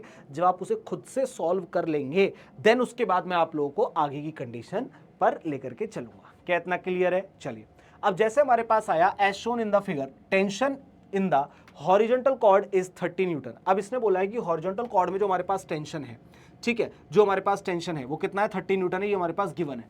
कहता है the weight W and the tension in the string OA in newton. मतलब यहां पर हमारे पास कोई एक टेंशन है T लग रहा होगा और हमें वो बताना, और नीचे की तरफ तो हमारे पास W लग ही रहा है, उसकी तो कोई हमें टेंशन है ही नहीं। अब मैंने आप लोगों से एक चीज बोली थी, क्या कहा था भाई, अब ध्यान से देखो, ये W नीचे की तरफ लग रहा है, 30 न्यूटन इस साइड है और वो T इस साइड है, तीनों का कोई रिलेशन नहीं है एक दूसरे के साथ, लेकिन हमें रिलेशन बिल्ड करना पड़ेगा। रिलेशन बिल्ड करने का बहुत सिंपल सा मैं आपको एक तरीका बताता हूं। हमें क्या करना पड़ेगा मेरे लाल, ये देखो, सबसे पहले तो हम इसे दो पार्ट में ब्रेक कर लेते हैं। एक तो सर ये चला जाएगा हमारे पास T cos थीटा, और एक सर हमारे पास चला जाएगा ये T sin theta. Then it means कि अगर मैं बात करता हूं, ये आपके पास हो गया क्या, टी कॉस 30 डिग्री, ये बराबर हो जाएगा W के, और ये हो गया सर हमारे पास टी साइन 30 डिग्री। सर आपको कैसे पता चला कि ये कॉस हो गया और वो साइन हो गया, आपको कैसा पता चला? बेटा बहुत सिंपल है, जिस साइड थीटा उस साइड कॉस, अपोजिट वाला होता है हमारे पास साइन 30। बोल बेटा क्या इतना क्लियर है, हाँ या ना? बोल बोल मेरे लाल। अब यहां पर हम लोग कंडीशन को क्या अप्लाई करते हैं उसे एक बार थोड़ा सा देख लीजिए। क्या मैं ये बोल सकता हूं कि सर टी कॉस 30 हमारा W के बराबर है? ये देखिए सर टी कॉस 30 डिग्री जो हमारे पास है वो हमारा W के बराबर है, और दूसरा टी साइन 30 हमारा ये जो है ये टी साइन 30 ये हमारे पास बराबर है किसके? 30 न्यूटन के बराबर है। चलो ये बताओ पहले, क्या ये चीज आप लोगों को समझ में आ रही है, हाँ या ना में जवाब दीजिए। अब साइन 30 की वैल्यू होती है 1/2, तो क्या मैं ये बोल सकता हूं इंटू में 1/2 बराबर में कितना हो गया 30, तो यहां से जो मेरे पास टेंशन निकल कर आ गया वो कितना हो गया 60 न्यूटन हो गया। ये लो सर, पहले वाले का तो मेरे पास आंसर आ गया कि यहां पर टेंशन कितना है, टी निकल कर आ गया मेरे पास 60 डिग्री। सिंपल सी चीज है, बहुत सही। अब लेकिन अगर आप लोगों से यहां पर पूछा हो, सोचो अगर आप लोगों से यहां पर क्वेश्चन में ये पूछा हो, और होता क्या है बेटा, पूछा हुआ है आप लोगों से कि W आपके पास कितना होगा, तो मुझे पता है सर टी कॉस 30, मैं जानता हूं कि टी कॉस 30 बराबर हो जाएगा हमारे पास W। क्या इतना क्लियर है? अब टी हमारे पास कितना है बताओ एक बार आप लोग। अब आप लोग एक बार मुझे बताइए कि ये कितना है हमारे पास, तो आपने कहा सर 60 है, मैंने कहा वेरी गुड, तो टी हमारे पास हो गया 60, और कॉस 30 कितना होता है √3/2। यहां से हम लोगों ने निकाल लिया W। ये जब आप लोग इसे कटपिट करेंगे तो आपको समझ में आएगा कि ये कितना टाइम चला गया, ये चला गया सर हमारे पास 30 टाइम। इट मींस कि W हमारे पास कितना आ गया बेटा, ये आ गया सर 30√3। ये लीजिए, ये देखिए। तो अगर मैं आप लोगों से बात कर रहा हूं कि यहां पर हमारे पास टेंशन कितना आया 60 न्यूटन निकल कर आया, लेकिन हमारे पास W जो वेट निकल कर आया वो 30√3 निकल कर आया। अब बच्चे क्या कंफ्यूज होते हैं, मैं आपको वो समझाता हूं। जैसा कि आप लोग यहां पर देख पा रहे हैं कि as shown in the figure tension in the horizontal cord is 30 newton, ठीक है, the weight W and the tension in the string OA। अब आपको सबसे पहले क्या पूछा, बाद में क्या पूछा, रीजन रीजन रीजन। देखो 60 30√3, अब आपने देखा 60 30√3 क्या यहां पर है, इस वाले में नहीं है सर, कट कर दो। 60 30√3 एक इसमें है, ये 60√3 30 ये भी नहीं होगा, और नन ऑफ दी अबव हमारे पास है नहीं। लेकिन काफी टाइम ना क्वेश्चंस के अंदर जो कंफ्यूजन आती है मेरे लाल, जो हमारे पास कंफ्यूजन हमें कॉमनली देखने को मिलती है वो क्या है, जैसे 30√3 60, ये तो मेरे को पता चल रहा है कि भाई जैसे मेरे से पूछा वेट एंड टेंशन, तो मेरे पास यहाँ पर लिखा हुआ है यही वैल्यू मैच कर रही है, इन दोनों से आ गया। लेकिन सोचो अगर एक और ऑप्शन होता और उस ऑप्शन में आपको बोलता 60 और बोलता है यहाँ पर 30√3। अब देखो वैल्यू तो ये भी ठीक है, मैंने कहा वैल्यू तो ये भी ठीक है, बस मैंने इसे स्वाइप कर दिया, वैल्यू ये भी ठीक है क्योंकि हमने यहां पर निकाला। अब बहुत सारे बच्चे 60 पहले निकाला फिर 30√3 निकाला, तो वो क्या करते हैं ना, इस पे ऐसे टिक मार के आगे बढ़ जाते हैं, लेकिन गलत हो जाता है क्वेश्चन। गलत पता है क्यों होता है, क्योंकि सबसे पहले आपसे पूछा है W, उसके बाद आपसे पूछा है टेंशन, तो पहला आपका W ही होना चाहिए, उसके बाद कॉमा लगाकर टेंशन होना चाहिए। तो इतनी बारीकी वाली चीज आपको जल्दी से कोई बताता नहीं है, मैं इसलिए बताता हूं ताकि आप मिस्टेक ना करें। तो आपका ऑप्शन नंबर चला जाएगा B। बोलो क्या इतना क्लियर है, हाँ या ना में जवाब दीजिए। क्या इतना आप लोगों को चीजें समझ में आ रही हैं क्या मेरे लाल? अगर इतनी चीजें समझ में आ रही हैं तो फिर तो यार वेल एंड गुड है। आगे चलते हैं बेटा, आगे हमारे पास कंडीशन आती है एक और धमाकेदार क्वेश्चन की, इसे एक बार समझते हैं। कहता है इन द गिवन अरेंजमेंट, आप लोग देखिए, कहता है in the given arrangement the normal force applied by the block on the ground is what. ठीक है, अब आप अगर फोर्स को ध्यान से देखें तो क्या आपको यह चीज समझ में आ रही है कि भाई यहां से ब्रेकडाउन है, इसका ब्रेकडाउन हमें दिख रहा है। देखो ना आप लोग देखिए, हॉरिजॉन्टल से हमारे पास आ रहा है, अब ये दो फोर्स टूटेगा, दो पार्ट में टूटेगा। जब भी कोई ऑब्जेक्ट, मैंने कहा जब भी कोई भी ऑब्जेक्ट आपके पास अगर कुछ इस तरीके से कंडीशन में कि वो पार्टीशन में डिवाइडेड है, तो ऐसी कंडीशन के अंदर हमारे पास क्या होता है मेरे लाल, आप उसे दो पार्ट के अंदर ब्रेकडाउन कर देते हैं। बहुत सिंपल सी चीज है ना। अब आप लोग यहां पर क्या कहेंगे, आप कहेंगे सर बहुत सिंपल है, हम लोग क्या करेंगे यहां पर डायरेक्टली एक तो यहां पर तोड़ेंगे, ये क्या हो जाएगा सर एफ कॉस थीटा। नहीं, गलती मत करना, जिस साइड थीटा ऊपर थीटा है तो ऊपर ही कॉस होगा। यहां पर क्या होगा बेटा, ये होगा हमारे पास एफ साइन थीटा। ठीक है, ऊपर हमारे पास क्या था बेटा, ऊपर हमारे पास है कॉस, तो ऊपर हमारे पास लगे, ऊपर थीटा है तो ऊपर होगा कॉस, ये हो जाएगा हमारे पास एफ कॉस थीटा। चलिए, तो हमारे पास क्या हो गया बेटा, एक हो गया एफ साइन थीटा और एक हो गया हमारे पास क्या एफ कॉस थीटा, और नीचे की तरफ हमारे पास लग रहा होगा जिसे हम लोग बोलते हैं mg। अब आप बताओ यहां पर क्या होगा, बताइए आप लोग क्या होगा यहां पर, क्या कहना चाहता है, क्या बोलना चाहता है, आप लोग खुद बताइए क्या ऊपर की तरफ हमारे पास नीचे से n भी लग रहा होगा? n का मतलब क्या होता है सर? Normal reaction. अब आपको ये चीज समझ में आ गई कि सर f cos थीटा और n मिलकर के mg को बैलेंस कर रहे हैं। इट मींस कि यहां पर जो हमारे पास इक्वेशन बनेगी वो है n प्लस में f cos थीटा बराबर में mg। ठीक है, ये हमारे पास कंडीशन है। अब आपसे पूछ रहा है नीचे से जो सरफेस से ऊपर की तरफ फोर्स अप्लाई होगा वो तो नॉर्मल रिएक्शन है, तो वो नॉर्मल रिएक्शन को ही पूछ रहा है। ठीक है, तो आपके पास जो n निकल कर आएगा बेटा, n आपके पास आ जाएगा कितना? mg माइनस में f cos थीटा। ये देखिए क्या आ गया हमारे पास? mg माइनस में f cos theta. It means B आपका करेक्ट आंसर हो जाएगा। आपको सिर्फ फ्री बॉडी डायग्राम बनाकर उसका ब्रेकडाउन आना चाहिए। अगर इतना आप लोग करना सीख गए, मैं गारंटी के साथ आपको ये बोलता हूं कि भाई चीजें आपसे दूर नहीं होंगी, पक्की बात। क्योंकि आप लोगों को सिर्फ यही बातें समझनी है, यही बातें सीखनी है, इसके अलावा कुछ भी नहीं। मैंने कहा इसके अलावा कुछ भी नहीं। आप लोग अगर ब्रेकडाउन करके ये समझ गए ना कि इक्विलिब्रियम फोर्सेस हमारे पास कैसे लगते हैं, किस तरीके से हमारे पास कंडीशन आती है जब हम बोलते हैं कि भाई ऊपर के फोर्स ने मिलकर के नीचे के फोर्स को हमारा बैलेंस कर लिया, ये सारी चीजें सीख गए, काम हो गया। That's it. बोलो क्या इतना क्लियर है? इस पे एक बार आप लोग दिमाग लगाइए, फिर हम लोग चलेंगे बेटा हमारे नेक्स्ट टॉपिक की तरफ। लेकिन उससे पहले थोड़ा पानी वानी पी लिया जाए, हाँ या ना? बहुत सिंपल चीजें हैं, सबको समझ में आएगा, बस थोड़ा सा बेसिक्स अपना क्लियर रखो, स्ट्रांग रखो।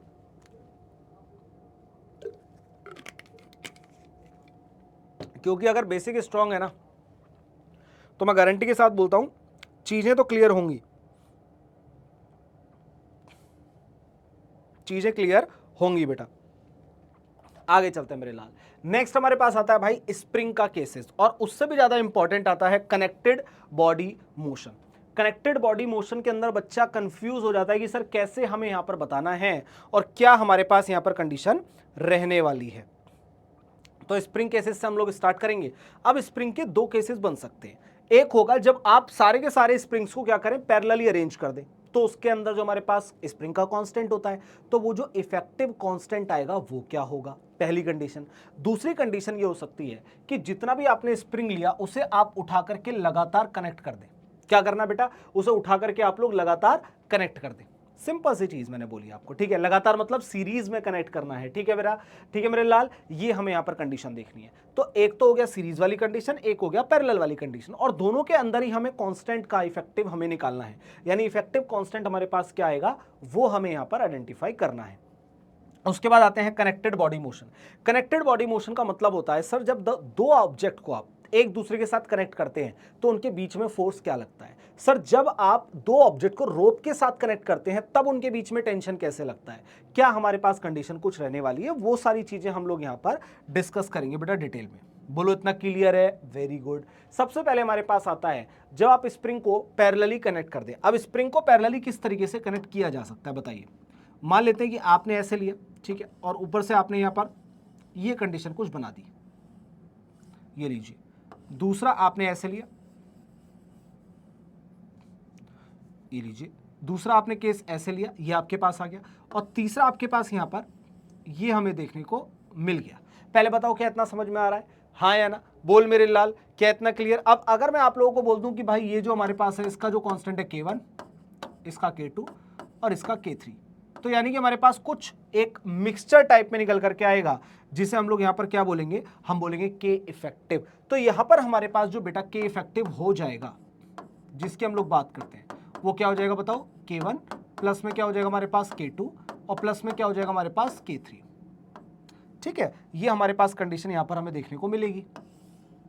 ये देखिए सिंपल सी चीज है, क्लियर है? यानी कि आप लोगों ने अगर इसे स्प्रिंग को पैरेलली कनेक्ट कर दिया तो पैरेलली कनेक्ट करने के बाद उसका जो कलेक्टिवली आपको जो यहां पर इफेक्टिव देखने को मिलेगा वो कहां पर मिलेगा मेरे लाल? वो यहां मिलेगा। ठीक है, कैसे मिलेगा? K1 plus K2 plus K3, ये आ जाएगा सर हमारे साथ। बोलो क्या इतना क्लियर है? क्या हाँ या ना में जवाब दीजिए।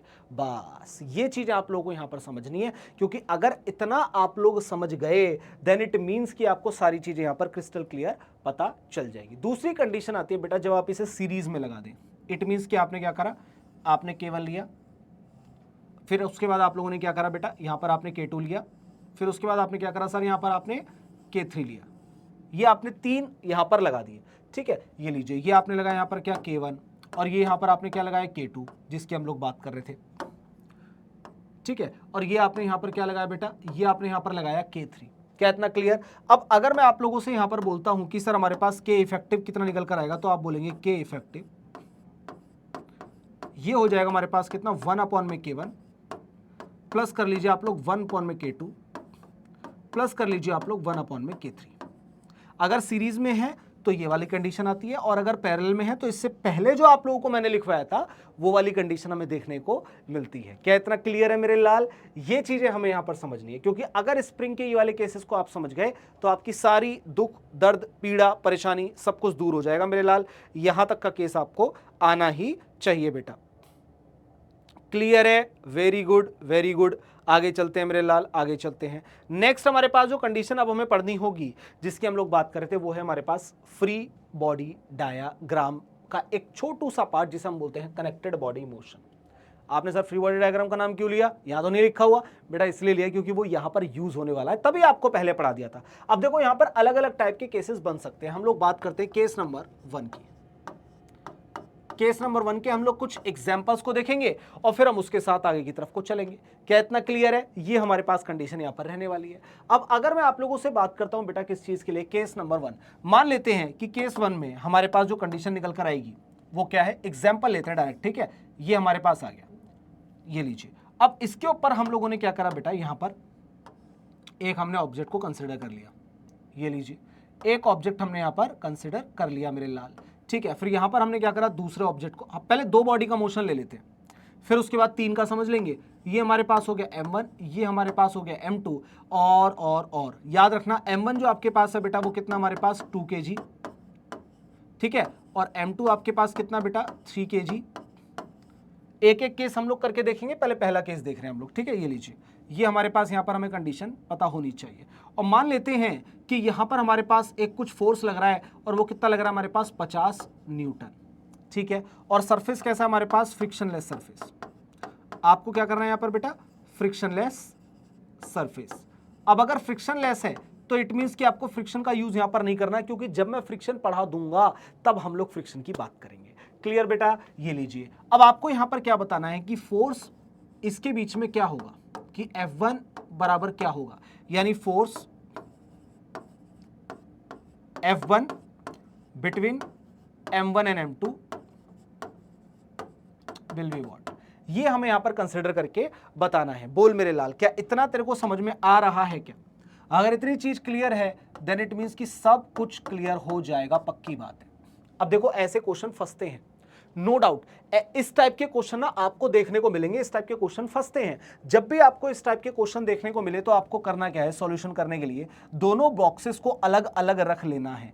क्या करना मेरे लाल, एक हमने यहां पर 2 kg का M1 लिया, ठीक है, और एक हम लोगों ने यहां पर M2 लिया। ये देखो, ये लीजिए, हमें क्या करना है, यहाँ पर 2 हमने अलग अलग ऑब्जेक्ट को कंसिडर कर लिया, जो ऊपर रखे हुए हैं वो हमने यहाँ पर ले आए, ठीक है। अब हमें पता है कि ये हमारे पास क्या है, M1 है, कितना था बेटा यहाँ पर 2 kg। मैं डायरेक्ट 2 kg लिख रहा हूँ क्योंकि M1 2 kg है। मैं डायरेक्ट यहाँ पर 3 kg लिख रहा हूँ क्योंकि M2 हमारे पास 3 kg दिया हुआ है, ठीक है बेटा। अब देखो यहाँ पर तो ऊपर n लगेगा, हाँ सर ऊपर n लगेगा, नीचे हमारे पास mg लगेगा, हाँ सर mg लगेगा। यहाँ भी सर हमारे पास ऊपर की तरफ n लगेगा, हम जानते हैं, हाँ बिल्कुल लगेगा बेटा। नीचे की तरफ सर हमारे पास क्या लगेगा, mg लगेगा, हाँ बिल्कुल लगेगा मेरे लाल। ये ले, ये कंडीशन तेरे साथ बनेगी। बोलो क्लियर है? ये कंडीशन हमारे साथ यहां पर फॉर्म होती हुई नजर आती है। अब आप एक बात बताइए, क्या आपने यहां से 50 न्यूटन का फोर्स लगाया बेटा, तो यहां से आप लोग ये बोल देंगे सर ये जो हमारे पास फोर्स है ये 50 न्यूटन का लग रहा है। पहले बताओ क्या इतना क्लियर है क्या? हाँ या ना में जवाब दीजिए, पहले बताओ इतना क्लियर है? हाँ या ना में जवाब दीजिए। अब जैसे ही आपने इस पर फोर्स लगाया तो ये भी पलट के इसके ऊपर फोर्स लगाएगा, तो यहां पर एक फोर्स लगेगा जिसे हम नाम देते हैं F1, और यहां भी हमारे पास एक फोर्स लगेगा जिसे हम लोग नाम देते हैं F1। सर उसे F2 क्यों नहीं दिया? तो बेटा F2 इसलिए नहीं दिया मेरे लाल क्योंकि जब भी 2 ऑब्जेक्ट के बीच में कोई तीसरा नहीं आता तो उनके बीच में लगने वाले फोर्सेस सेम रहते हैं, भूलना नहीं है। मैंने कहा कि जब तक 2 ऑब्जेक्ट के बीच में कोई तीसरा ऑब्जेक्ट नहीं आ जाता तो दोनों के बीच में लगने वाले फोर्सेस सेम रहते हैं। ये हमें यहां पर पता करना है, ये चीज हमें यहां पर याद होनी ही चाहिए। पहला पॉइंट क्लियर है कि जब तक 2 ऑब्जेक्ट के बीच में कोई तीसरा नहीं आता उनके बीच में अपोजिट डायरेक्शन में फोर्सेस लगेंगे और एक दूसरे के इक्वल होंगे। अगर यहां पर F1 लग रहा है तो पलट के यहां पर F1 लग जाएगा। समझ में आया? ऐसे ही तीसरा ऑब्जेक्ट होता तो दोनों के बीच में F2 लग जाता। अब दूसरी चीज क्या इंपॉर्टेंट है, हमें जो ये पूरा क्वेश्चन सॉल्व करना है वो करना है एफ नेट बराबर मास इंटू में एसिलेरेशन से। अब ऐसी कंडीशन के अंदर आपके पास एफ नेट आपको पता होना चाहिए, मतलब जो बड़े वाला फोर्स होगा उसमें से छोटे वाला माइनस कर लेना है, सिंपल सी चीज। अब सर F1 और 50 में से मुझे क्या पता कौन सा बड़ा है कौन सा छोटा है, क्योंकि F1 तो मुझे गिवन नहीं है, क्या पता F1 हमारा बड़ा निकल कर आ जाए। नहीं मेरे लाल नहीं, यहां पर कंडीशन एक याद रखनी है कि चाहे 50 की जगह 5 न्यूटन भी दिया होता, मैंने कहा चाहे 50 की जगह 5 न्यूटन भी आपको दिया होता, लेकिन इतना याद रखना था कि जिस डायरेक्शन में आपको गिवन फोर्स दिखता है, जिस भी डायरेक्शन में आपका गिवन फोर्स होता है उस डायरेक्शन में लगने वाले सभी फोर्सेस बड़े होते हैं। मैं वापस बोलता हूं, जिस डायरेक्शन में आपको गिवन फोर्स दिया होता है उस डायरेक्शन में लगने वाले सभी फोर्सेस बड़े होते हैं। कहने का मतलब इस डायरेक्शन में क्या लग रहा है, देखो इस वाले ब्लॉक के लिए 50 बड़ा हो गया F1 से, लेकिन इस वाले ब्लॉक के लिए F1 बड़ा हो गया क्योंकि F1 कहां लग रहा है हमारा, इस डायरेक्शन में लग रहा है। बोलो क्या इतना क्लियर है, हाँ या ना, समझ में आ रहा, बहुत बढ़िया। अब सिर्फ आपको इक्वेशंस बनानी है और कुछ भी नहीं करना, मैंने कहा सिर्फ आपको इक्वेशंस बनानी है और कुछ नहीं करना। अब देखो पहले वाले के लिए हमारे पास क्या बनेगी, पहले वाले में 50 यहां पर लिख लो बेटा, 50 माइनस में F1 बराबर में कितना हो जाएगा 2a, ठीक है। और यहां पर अगर मैं लिखना चाहूं तो मेरे पास क्या होगा, F1 बराबर में कितना हो जाएगा बेटा 3a, मास इंटू में एक्सीलरेशन होता है ना, उसी से निकाल रहा हूं, ठीक है। अब देखो ये हमारे पास F1 निकल कर आया, अब क्या इस वाले F1 को उठा करके मैं यहां पर लिख सकता हूं, ठीक है। तो क्या मैं यहां पर लिखूंगा तो मेरे पास क्या निकल कर आ जाएगा बेटा, 50 माइनस में कितना हो जाएगा 3a बराबर में कितना हो जाएगा हमारे पास 2a। यहां से जो आप लोग a निकाल लेंगे तो कितना हो जाएगा बताइए, क्या हमारे पास 10 मीटर पर सेकंड स्क्वायर निकल कर आएगा। ये देखिए ये हमारे पास क्या आ गया बेटा, ये हमारे पास आ गया एक्सीलरेशन। ध्यान से देखिए आप लोग, ध्यान से देखिए हमारे पास क्या आ गया बेटा, एक्सीलरेशन आ गया। अब इस एक्सीलरेशन को उठाकर यहां पर पुट करेंगे तो F1 कितना निकल कर आ जाएगा हमारे पास 3 इंटू में 10 यानी कि 30 न्यूटन। और यही आपका क्या बेटा, ये आपका आंसर है। बोलो क्या इतना क्लियर है, हाँ या ना में जवाब दीजिए। बोलो बेटा क्या इतना क्लियर है, समझ में आ रही है चीजें, वेरी गुड, बहुत बढ़िया। ये हमारे पास यहां पर सिचुएशन रहने वाली है, क्लियर है। ऐसे निकालते हैं, ये हमें कंडीशन करनी थी। अब सोचो यही क्वेश्चन अगर आपका, मैंने कहा यही क्वेश्चन अगर आपका 2 नहीं 3 बॉडीज के लिए आ जाए तो, मैंने कहा अगर यही क्वेश्चन आपका 2 नहीं 3 बॉडीज के लिए आ जाए तो तब हम क्या करेंगे। अभी तो हमारे पास 2 है तो हम लोगों ने यहां पर देख लिया, अगर 3 के लिए आ गया सर तो हमारे पास क्या कंडीशन बनेगी। तो बेटा मैंने क्या कहा तेरे से, मैं सारी चीजें A to Z कराऊंगा। देखो सारी सिचुएशन सेम है, मैंने कहा सारी सिचुएशन सेम रहेगी बेटा, आपको सिर्फ यहां पर थोड़ा सा कंसंट्रेट करना है और 2 की जगह हम लोग यहां पर 3 ऑब्जेक्ट को लेने जा रहे हैं, ठीक है। चलिए अब यहां पर हम लोग एक बार बात कर लेते हैं। सबसे पहले हम लोग लेंगे एक छोटू से ऑब्जेक्ट को, ये लीजिए हमने यहां पर कंसिडर, बड़े वाले को ले लेते हैं डायरेक्ट, पहले ये ले मेरे लाल, ये देखिए ये हमने बड़ा ऑब्जेक्ट यहां पर कंसिडर कर लिया, सिंपल सी चीज है, ठीक है। अब इसके बाद हम लोग बात करेंगे एक छोटू से ऑब्जेक्ट की, ये लीजिए इसके मास को चेंज करते हैं, मतलब कलर को चेंज करते हैं, ये लीजिए। और साथ में हमने कंसिडर कर लिया एक छोटू से ऑब्जेक्ट को जिसका हमने कलर वापस से चेंज कर दिया। अब आपको समझ में आ रहा होगा 3 ऑब्जेक्ट रखे, पहले कितने लिए थे 2, अब कितने ले रहे हो आप लोग 3। अब यहां पर आपको ये पता करना है कि ये हमारे पास 2 kg, ये 3 kg और ये 4 kg, 4 5 6 7 8 9। आपकी सहूलियत के लिए मैं यहाँ पर 90 न्यूटन का फोर्स दे रहा हूँ क्योंकि ये तो मेरे हाथ में है ना, मैं चाहता हूं आप लोग सीख जाएं कॉन्सेप्ट को, क्लियर है। सेम क्वेश्चन, फ्रिक्शनलेस है सब कुछ, जैसा कि आप देख सकते हैं। आपको यहां पर बताना है F1 कितना होगा, अब मैं डायरेक्ट लिख रहा हूं यहां पर F1 कितना होगा और यहां पर F2 आपके पास कितना होगा, ठीक है। ये कुछ हमारे पास सिचुएशन है जो हमें बात करनी है, ये कितना होगा और ये हमारे पास कितना होगा। बोलो क्या इतना क्लियर है, बहुत बढ़िया। एक बार आप लोग इसमें दिमाग लगाएं, सोचे मैं थोड़ा सा पानी वानी पी लूं क्या, हाँ या ना, वेरी गुड बेटा, एक बार ध्यान लगाओ इसमें।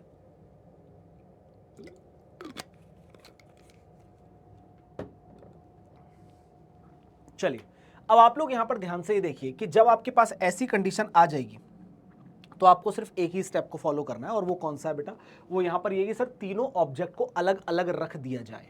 कहने का मतलब अगर मैं यहां पर कंसिडर करूं इस तरीके से, तो मैं इसे छोटू सा ऑब्जेक्ट बना के यहां रख लेता हूं, फिर उसके बाद थोड़ा सा दूरी पर मैं यहाँ पर ये व्हाइट वाला ले लूँगा जो मेरे पास था, उसके बाद हम लोग थोड़ी सी दूरी पर इसे कंसिडर कर लेंगे, ठीक है। ये लीजिए हमने क्या करा बेटा, यहाँ पर तीनों ऑब्जेक्ट को नीचे की तरफ रख लिया, बिल्कुल खोल करके, ओपन करके, क्लियर।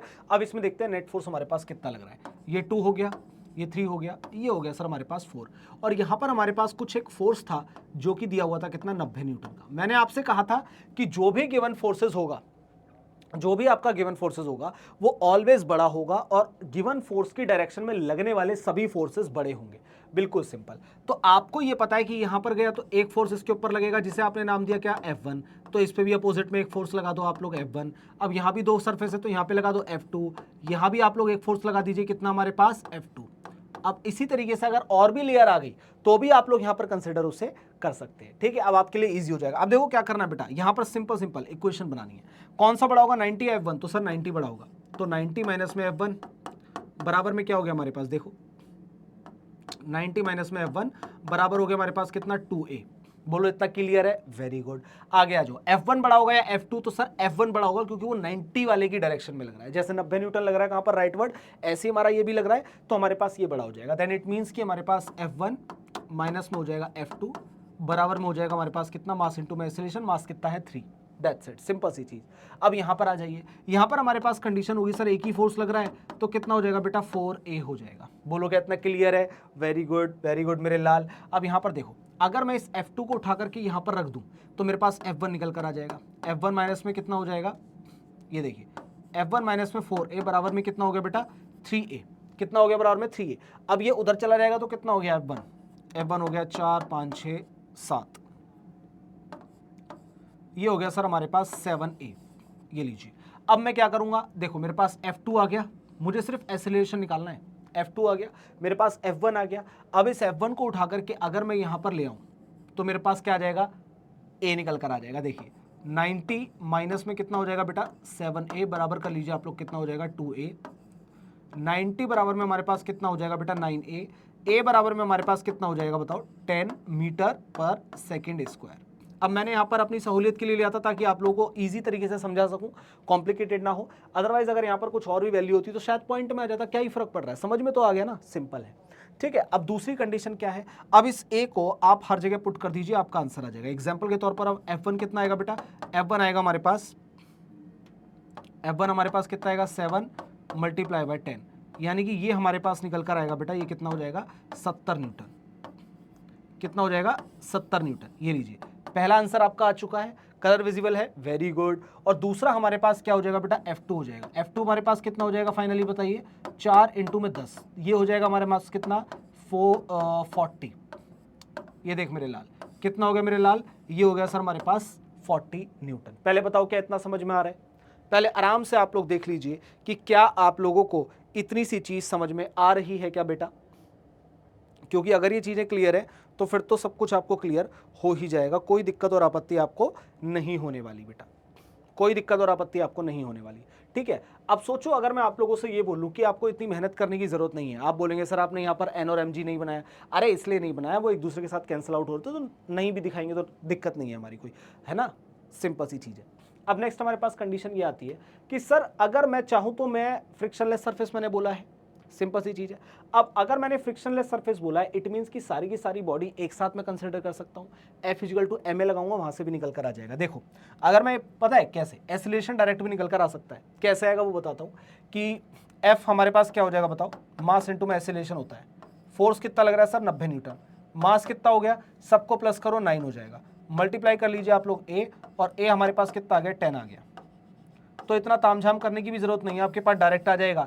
लेकिन अगर आपने इक्वेशंस को नहीं बनाया तो आप इन्हें सॉल्व नहीं कर पाएंगे, तो इक्वेशन बनाकर ही आप सॉल्व करें, इस ट्रिक पर ज्यादा रिलाई ना करें, क्योंकि फ्रिक्शन आएगा और ये आदत पड़ी होगी तो फंस जाओगे।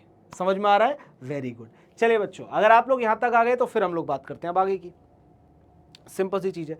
ठीक है, चलिए नेक्स्ट हमारे पास, इस क्वेश्चन से पहले आपको और भी चीजें समझानी है मुझे, पहले उसे हम बात कर लेते हैं। अब हम बात करेंगे बेटा केस नंबर 2 की। देखो इससे पहले का जो आपने पढ़ा है, यानी कि यहाँ जो आपने पढ़ा, ये केस नंबर 1 है, जहां पर आपकी बॉडी इस तरीके से कनेक्टेड रहती है, मतलब बॉडी टू बॉडी आपकी कनेक्टेड रहती है, सिंपल सी चीज। लेकिन अगर मैं आप लोगों से ये बोलूं कि हमारे पास एक होता है केस नंबर 2, जहां पर आपके पास जो बॉडी है वो थ्रेड के साथ कनेक्टेड रहती है। यानी कि अगर मैं बात कर रहा हूं आपसे कि केस नंबर 2 में, केस नंबर 2 के अंदर जो हम बात करेंगे, यहां पर जो बॉडी है ये आपकी थ्रेड के साथ कनेक्टेड रहती है। एग्जाम्पल के तौर पर अगर हम लोग यहां पर बात करें, ये देखिए, ठीक है, हमने क्या करा, यहां पर दो बॉडी को ले लिया, एक हमारे पास ये है और दूसरी हमने थोड़ी दूरी पर ले लिया, और यहां पर हमने बोला कि सर ये जो हमारे पास है ये है 2 kg और वही सेम है फ्रिक्शन लेस है सरफेस, ये हमारे पास 3 kg है और यहाँ पर कोई इसे 50 न्यूटन का फोर्स इस तरीके से खींच रहा है। ठीक है बेटा, 50 न्यूटन का फोर्स इस तरीके से खींच रहा है और यहाँ पर सर मुझे बता दीजिए इन दोनों के बीच में एक थ्रेड है, ये लीजिए इन दोनों के बीच में एक थ्रेड है सर और इस पे लग रहा है टेंशन, तो ये टेंशन कितना होगा और फ्रिक्शन आपके पास कितना बेटा 0 है, यानी फ्रिक्शन लेस हो गया। तो टेंशन आपको बताना है दो बॉडी के कनेक्टेड मोशन का, ट्राई करो।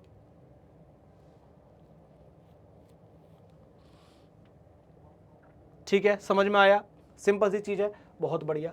अब अगर इस कंडीशन के अंदर मैं आप लोगों से एक चीज बोल दूं, मैंने कहा इस कंडीशन के अंदर अगर मैं आप लोगों से एक चीज बोल दूं कि फ्री बॉडी डायग्राम बनाना और कुछ करना ही नहीं है बेटा, सिर्फ फ्री बॉडी डायग्राम बना के भी आपका काम हो जाएगा। देखो एक तो आप इसे ले लीजिए, दूसरा आपके पास यहाँ पर है ही, और आपको कुछ नहीं करना, मैंने कहा कुछ भी नहीं करना।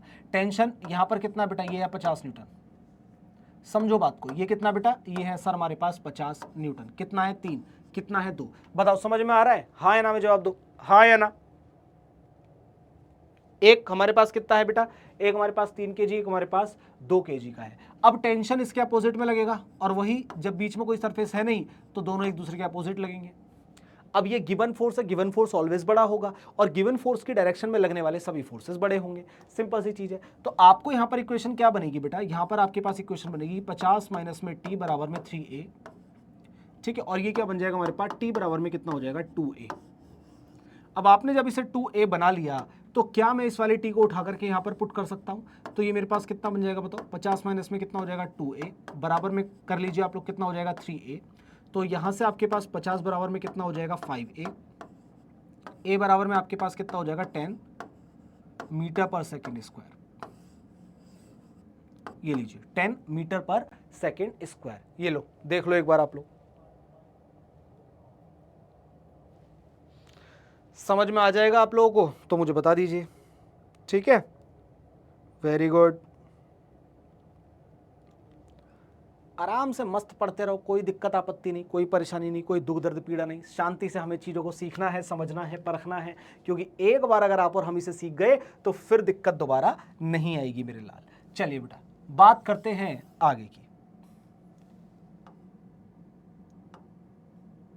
हाँ अब थोड़ा ठीक लग रहा, अब यहाँ पे जाकर के हमने क्या बनाया, ठीक तरीके से स्ट्रेट लाइन बनाई है। चलिए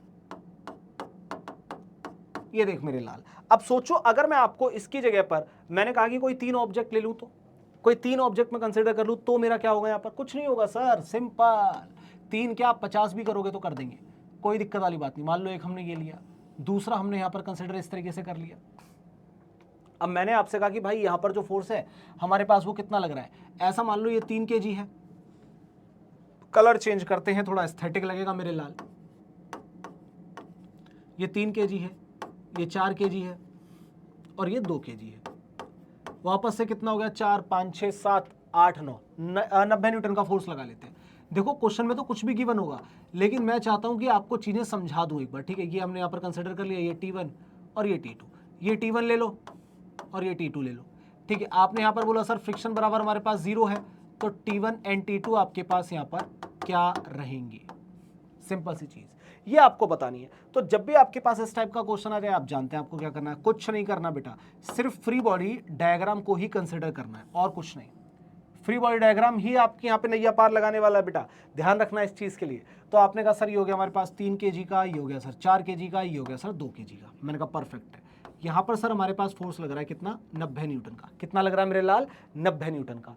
अब इन दोनों के बीच में फोर्स लगेगा एक दूसरे के अपोजिट, यहाँ पर लगेगा हमारे पास क्या T1, यहाँ पर हमारे पास क्या लगेगा T1, यहाँ पर हमारे पास क्या लगेगा T2 और यहाँ पर हमारे पास क्या लगेगा T2। क्या इतना क्लियर है? ये हमारे पास दो चीजें लगने वाली हैं जिनकी हम लोग बात कर रहे हैं। अब अगर हम लोग यहाँ पर ध्यान से देखें तो मैंने क्या बोला था, जो भी फोर्स आपको गिवन है उस डायरेक्शन में लगने वाले सभी फोर्सेस बड़े होते हैं, सिंपल। और गिवन फोर्स हमेशा बड़ा होता है, याद रखना इस चीज के लिए। तो आपको यहां पर क्या करना था मेरे लाल, यहां पर आपको इक्वेशन बनानी थी, कितनी हो जाएगी सर 90 माइनस में T1 बराबर में कितना हो जाएगा हमारे पास बताओ 2a, ठीक है। यहां पर इक्वेशन क्या बनेगी बेटा, ये बनेगी सर T1 माइनस में T2 बराबर में कितना हो जाएगा 4a। कैसे पता चला सर आपको, क्योंकि T1 किस डायरेक्शन में लग रहा है, 90 की डायरेक्शन में लग रहा है, तो T1 हमारा ऑटोमेटिकली बड़ा हो गया। दूसरी कंडीशन क्या हो जाएगी बेटा, यहाँ पर T2 बराबर में हमारे पास कितना हो जाएगा बेटा 3a। बस एक नैया मिल गई, उसी से पार लगा दो सब कुछ। ये ले मेरे लाल, यहां पर रख वैल्यू को। तो T1 माइनस में कितना हो जाएगा बेटा 3A बराबर में हो जाएगा हमारे पास कितना 4A। तो टोटल हमारे पास T1 कितना हो गया बताइए, 4 5 6 7 7A। अब इस T1 को उठा करके यहां पर रख दीजिए, ये देखिए यहां पर रख दीजिए। तो यहां से आपको पता चलेगी वैल्यू की हो जाएगा सर 90 माइनस में कितना हो जाएगा हमारे पास 7A बराबर में हो गया हमारे पास कितना 2A। ठीक है, तो 90 हमारे पास इक्विवेलेंट कर दीजिए आप लोग इसे कितना 9A, और A बराबर आप लोग यहां पर कर दीजिए कितना 10 मीटर पर सेकेंड स्क्वायर। ये लीजिए, ये हमारे पास कंडीशन बन जाएगी। अब A निकल कर आ गया, T1 T2 के अंदर मल्टीप्लाई करो, किस्सा खत्म। मैंने कहा T1 T2 के अंदर मल्टीप्लाई करो, किस्सा खत्म। तो T1 आप लोग लिखेंगे यहां पर 7A, यानी कि इक्विवेलेंट कर दीजिए आप लोग, मैं नीचे कर देता हूं इसे। तो T1 आपके पास कितना आ जाएगा बेटा 7 मल्टीप्लाई बाय 10, यानी कि T1 आपके पास आ गया 70 न्यूटन। ठीक है, ये लीजिए, ये आपके पास आ गया। दूसरी कंडीशन हमें निकालनी है किस चीज के लिए, T2 के लिए निकालनी है। तो T2 हमारे पास कितना हो जाएगा बेटा, T2 हमारे पास हो जाएगा 3A, और A हमारे पास कितना निकल कर आया 3 मल्टीपल बाय 10, ये हमारे पास निकल कर आया। इट मीन्स कि अगर मैं यहां पर बात करता हूं T2 के लिए, तो T2 हमारे लिए कितना हो जाएगा यहां पर 30 न्यूटन। चलिए, ये हमारे पास निकल कर आएगा कितना हो जाएगा 30 न्यूटन। ये अगर आपके पास ऐसे केसेस आ गए, देन इट मींस कि आपको उसे इस तरह से कुछ सॉल्व करना होगा। बोलो बेटा, क्या इतना क्लियर है? वेरी गुड, वेरी गुड बेटा, वेरी गुड। ये हमारे पास हमें देखने को मिलती हैं चीजें जो हमें पता होनी चाहिए। देखो, यही केसेस आपको देखने को मिलेंगे। एक और आपके पास आता है केस 3, जिसे मैं बोलता हूं, और वो हमारे पास पुली केसेस, कि भाई अगर पुली का केस आ गया तो हम लोग यहां पर मिलकर के कैसे उसे सॉल्व करेंगे, वो भी हमें पता होना चाहिए मेरे लाल। क्या इतना क्लियर है? वेरी गुड बेटा, वेरी गुड। अब एक बात बताइए, अगर मैं आपको लेकर चलूं एक और तीसरे नंबर के केस पर, सारी चीजें करा दूंगा बेटा। देखो, लेक्चर कैसा भी हो, कितना भी लंबा हो, लेंथ कुछ भी हो, कोई फर्क नहीं पड़ता, छोटा हो बड़ा हो, कोई लेना देना नहीं है। मुझे पता है कि सामने से जो बच्चा बैठा है वो 2x में वीडियो देखेगा, तो अगर 1.5-2 घंटे का भी लेक्चर जाता तो 1 घंटे में खत्म करके निपटा देगा। तो यानी ये कोई दिक्कत वाली बात नहीं है। और दूसरी चीज इंपॉर्टेंट ये है कि मैं नहीं चाहता कि कोई एक इतनी सी भी चीज को मैं छोड़ दूं, मैं सब कुछ कराऊंगा, सब कुछ मतलब A to Z सब कुछ कराऊंगा। तो आपको बिल्कुल भी एफर्ट लेने की या फिर बेकार ये सोचने की सर क्या होगा इसके बाद, कुछ जरूर नहीं, मैं कराऊंगा भाई, मैं बैठा हूं। ठीक है, चलिए, बहुत सही।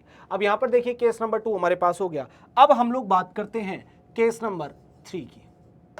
चलिए, ये देखिए बेटा, केस नंबर 3 के अंदर हम लोग बात करते हैं पुली केसेस।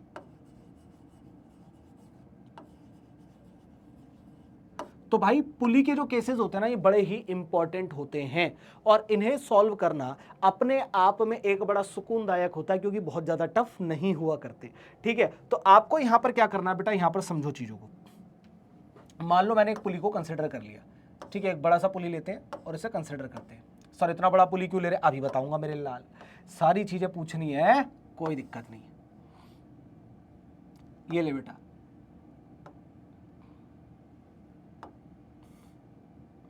अरे अरे अरे सर, सीधा बन जा भाई साहब, कैसे टाइम लगा रहा। हाँ, अब ठीक है। अब यहां पर अगर मैं आप लोगों से बोलता हूं कि हमने क्या करा, नीचे एक स्टिक कंसिडर कर ली इस तरीके से, यानी थ्रेड हमने कंसिडर कर लिया, ये मानिए आप। चलिए, उसके बाद हम लोगों ने यहां भी एक थ्रेड को कंसिडर कर लिया, ये लीजिए। अब मैंने आपसे कहा कि यहां पर हमने क्या करा, एक बॉक्स को हैंग कर दिया दोनों तरफ। यहां पर आपसे 2 क्वेश्चन पूछे जाते हैं बेटा, याद रखना। ठीक है, एक पूछा जाता है आपसे एक्सीलरेशन और एक पूछा जाता है आपसे टेंशन। और ऐसी कंडीशन के अंदर आपको यह बताया जाएगा कि जो पुली है वो फ्रिक्शनलेस है, यानी कि इसके अंदर कोई भी फ्रिक्शन प्रेजेंट नहीं है। तो यहां पर आपको कंडीशन ये करनी है कि ये आपके पास है 2 kg और ये आपके पास है यहां पर 3 kg। ठीक है, ये आपके पास 2 कंडीशन है। तो आपको क्वेश्चन में दिया होगा फाइंड एक्सीलरेशन एंड टेंशन, और फ्रिक्शन आपके पास जो है वो 0 है। फ्रिक्शन 0 होने का मतलब क्या है, यहां पर कोई भी तरीके का कोई फ्रिक्शन प्रेजेंट नहीं है, मतलब फ्रिक्शनलेस सरफेस आपको दिया हुआ है। इतना समझ में आ रहा है? सिंपल सिंपल सी चीजें हैं। अब वापस से हम इसका क्या करेंगे बेटा, फ्री बॉडी डायग्राम बना लेंगे 2। हम क्या करेंगे, 2 फ्री बॉडी डायग्राम को हम लोग यहां पर कंसिडर कर लेंगे, कोई दिक्कत और आपत्ति हमें नहीं होने वाली है। पहला हमारे पास क्या था बेटा, ये 2 kg का था। ये हमारे पास क्या था, 3 kg का था। अब एक बात समझिए आप लोग, प्रीवियस क्वेश्चन के अंदर थोड़ा सा चलो, यहां पर मैंने थ्रेड बांध रखा है, देखो 3 kg, 4 kg, 4 kg और 2 kg के बीच में। तो मैंने आपसे क्या कहा था कि जब तक दो ऑब्जेक्ट के बीच में कोई तीसरा ऑब्जेक्ट नहीं आ जाता तब तक उनके बीच में लगने वाला फोर्स या टेंशन सेम रहता है। सिंपल सी चीज है। तो ऐसी कंडीशन में ये 3 kg और 4 kg के बीच में लगने वाला T2 हमारे पास सेम रहा। अब सोचो अगर मैं इसे बहुत लंबा कर देता, बहुत बड़ा थ्रेड कर देता, क्या फर्क पड़ता है, उनके बीच में टेंशन तब भी सेम ही रहता, रीजन की कोई भी तीसरी बॉडी उनके बीच में इंटरफेयर नहीं कर रही। ठीक है। अब अगर मैं आप लोगों से बोलता हूं कि इस वाले केस के अंदर देखो, थोड़ा सा इस पे निगाह मारिए, इस पे आप लोग हल्की सी इस पे निगाह मारिए, फिर हम आगे की बात करते हैं। अगर आप लोग यहां पर देख रहे हैं और आपको समझ में आ रहा है तो आपको यह पता चल रहा होगा कि भाई ऊपर की तरफ लग रहा होगा टेंशन, ऊपर की तरफ लग रहा होगा टेंशन। सर आपने T1 T2 क्यों नहीं लिया? बेटा अगर मैं इन दोनों बॉक्सेस को उठाकर ऐसा कर दूं, ठीक है, समझ इस चीज को, मैं अगर इन दोनों बॉक्सेस को उठाकर ऐसा कर दूं तो एक सिंगल थ्रेड मिलेगा आपको, बीच में कोई तीसरी बॉडी नहीं मिलेगी, ये पुली कोई तीसरी बॉडी इस पर नहीं है। दूसरी चीज समझो कि 2 kg और 3 kg में से हैवी वेट कौन सा है? 3 kg। तो इसका मतलब इसका एक्सेलरेशन कुछ ऐसा रहेगा, हाँ या ना में जवाब दो। मैंने क्या कहा आपसे, 2 kg और 3 kg में सबसे ज्यादा हैवी कौन है? तो आपने कहा 3 kg। इट मींस कि इसका जो एक्सेलरेशन है वो डाउनवर्डेड रहेगा और इसका जो एक्सेलरेशन है वो अपवर्डेड रहेगा। रीजन क्या बेटा? ऑब्जेक्ट आपका ऐसे मूव करेगा, देखो ऑब्जेक्ट ऐसे मूव करेगा, इट मींस ये वाला नीचे जा रहा है, ये वाला ऊपर जा रहा है। समझ में आया? बहुत सही। अब इसी को हम लोग यहां पर मानते हैं, ये हो गया हमारे पास कितना, T हो गया, और ये हमारे पास कितना बेटा, 20 निकल कर आया, किस वजह से? mg की वजह से। ठीक है, ये हमारे पास ऊपर हो गया बेटा T, और ये नीचे की तरफ हमारे पास कितना हो गया, mg का मतलब हो गया 30। इसका एक्सेलरेशन डाउनवर्डेड है और इसका जो एक्सेलरेशन है वो अपवर्डेड है सर। अब यहां पर देखो क्या करना है, इक्वेशंस बनानी है और कुछ भी हमें नहीं करना है। ये देखिए, अब अगर इक्वेशन बनाई जाए तो ये हमारे पास a था, ये ऊपर जा रहा है, ऊपर जाने का मतलब t बड़ा हो गया 20 से, तभी ऊपर जा पा रहा है, सिंपल सी चीज। तो यहां पर आप बनाइए t माइनस में 20 बराबर हो गया सर 2a। तो t आप लोग लिख सकते हैं 20 प्लस में 2a, यानी कहीं भी अगर आपसे टेंशन पूछा जाए तो आप लोग इस वाली वैल्यू को इस तरह से पुट कर सकते हैं। सिंपल सी चीज है। इस वाली कंडीशन में हमारे पास क्या होगा, t बड़ा है या 30 बड़ा है, नीचे की तरफ एक्सेलरेशन है मतलब 30 बड़ा है, इट मींस कि 30 नीचे की तरफ आ रहा है तो बड़ा है, तो 30 माइनस t हो जाएगा। तो ऐसी कंडीशन में हमारे पास ये निकल कर आएगा 30 माइनस में t बराबर हो गया हमारे पास कितना, 3a। अब t की वैल्यू मैं यहां से उठाकर वहां रख रहा हूं और कुछ नहीं कर रहा। ये देखिए, अब मैंने क्या करा, इस वाली t की वैल्यू को उठाया और यहां पर पुट कर दिया, सिंपल। ठीक है, तो ये हमारे पास क्या बनेगा बेटा, 30 माइनस में हमारे पास क्या हो जाएगा, देखते रहना अभी, 30 माइनस में हमारे पास क्या हो जाएगा, 20 माइनस का हो जाएगा हमारे पास 2a बराबर कितना हो गया सर हमारे पास 3a। भैया माइनस का साइन था, minus plus minus minus plus minus, simple, इसलिए हमने इसे रखा, सिंपल सी चीज है। अब अगर हम लोग बात करेंगे तो ये हो जाएगा भैया 10 और ये उधर जाकर हो जाएगा हमारे पास कितना, 5a। तो a आपके पास निकल कर आ गया कितना, 2 मीटर पर सेकेंड स्क्वायर। ये लीजिए, ये हमारे पास एक्सेलरेशन निकल करके आ गया। क्या इतना क्लियर है? अब इस एक्सेलरेशन को उठाकर यहां पुट करना, तो t आपके पास कितना निकल कर आ जाएगा बेटा, 20 प्लस में कितना हो जाएगा, 2 मल्टीपल बाई 2, यानी कि टेंशन आपके पास कितना आ गया बेटा, ये आ गया 24 न्यूटन। बोलो क्या इतना क्लियर है, हाँ या ना? समझ में आ रहा है आपको? ये हमारे पास दो चीजें निकल कर आई, लेकिन सोचो मुझे कितना तामझाम करना पड़ा, कितनी सारी चीजें करनी पड़ी। लेकिन अगर मैं आपको एक शॉर्ट ट्रिक बता दूं तो क्या आप लोग खुश हो जाएंगे? क्या बताइए, अगर मैं एक सिंपल सी शॉर्ट ट्रिक आप लोगों को बता दूं तो क्या आप लोग खुश हो जाएंगे? हाँ या ना? बिल्कुल हो जाएंगे 100%, क्योंकि बच्चा चाहते हैं कि सर शॉर्ट ट्रिक बताओ, इस बड़े लेवल में मेरे को फंसना ही नहीं है, मैं फंसना ही नहीं चाहता हूं कहीं पर भी, है ना? तो ये लीजिए, चल मेरे लाल, अब मैं यहां पर बताता हूं आपको ट्रिक। इतने तामझाम से बचने के लिए हम यहां पर एक ट्रिक करेंगे और वो ट्रिक हमारे पास हमारी बहुत काम आने वाली है। अगर एक्सेलरेशन आपसे पूछ ले तो एक्सेलरेशन का फॉर्मूला होता है हमारे पास m1 माइनस m2 अपॉन में लिख लीजिए आप लोग m1 प्लस m2 मल्टीप्लाई कर लीजिए g के साथ। क्या इतना क्लियर है? और अगर मैं t की बात करूं यानी टेंशन की बात करूं तो ये हमारे पास क्या हो जाएगा, 2m1 m2 अपॉन में m1 प्लस m2 मल्टीप्लाई कर लीजिए हमारे g के साथ। अब काफी सारे बच्चों को दिक्कत परेशानी जो आएगी ना, जो दिक्कत परेशानी वो ये आएगी, सर m1 क्या लें और m2 क्या लें। यहां तो आपने बता दिया, लेकिन अगर क्वेश्चन में गिवन ना हो तो हमें कैसे m1 m2 का पता चलेगा? तो याद रखना m1 हैवी वाला,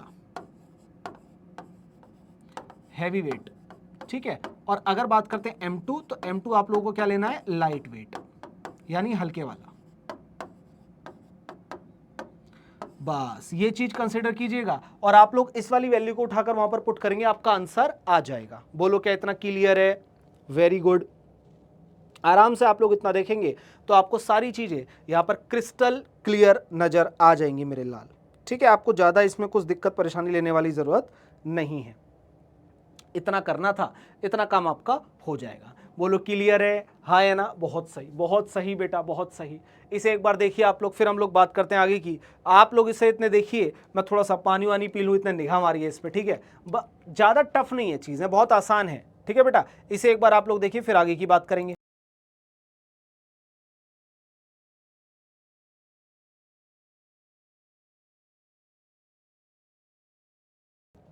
चलिए, इतना आप लोग समझ गए होंगे। अब एक चीज और पढ़ते हैं।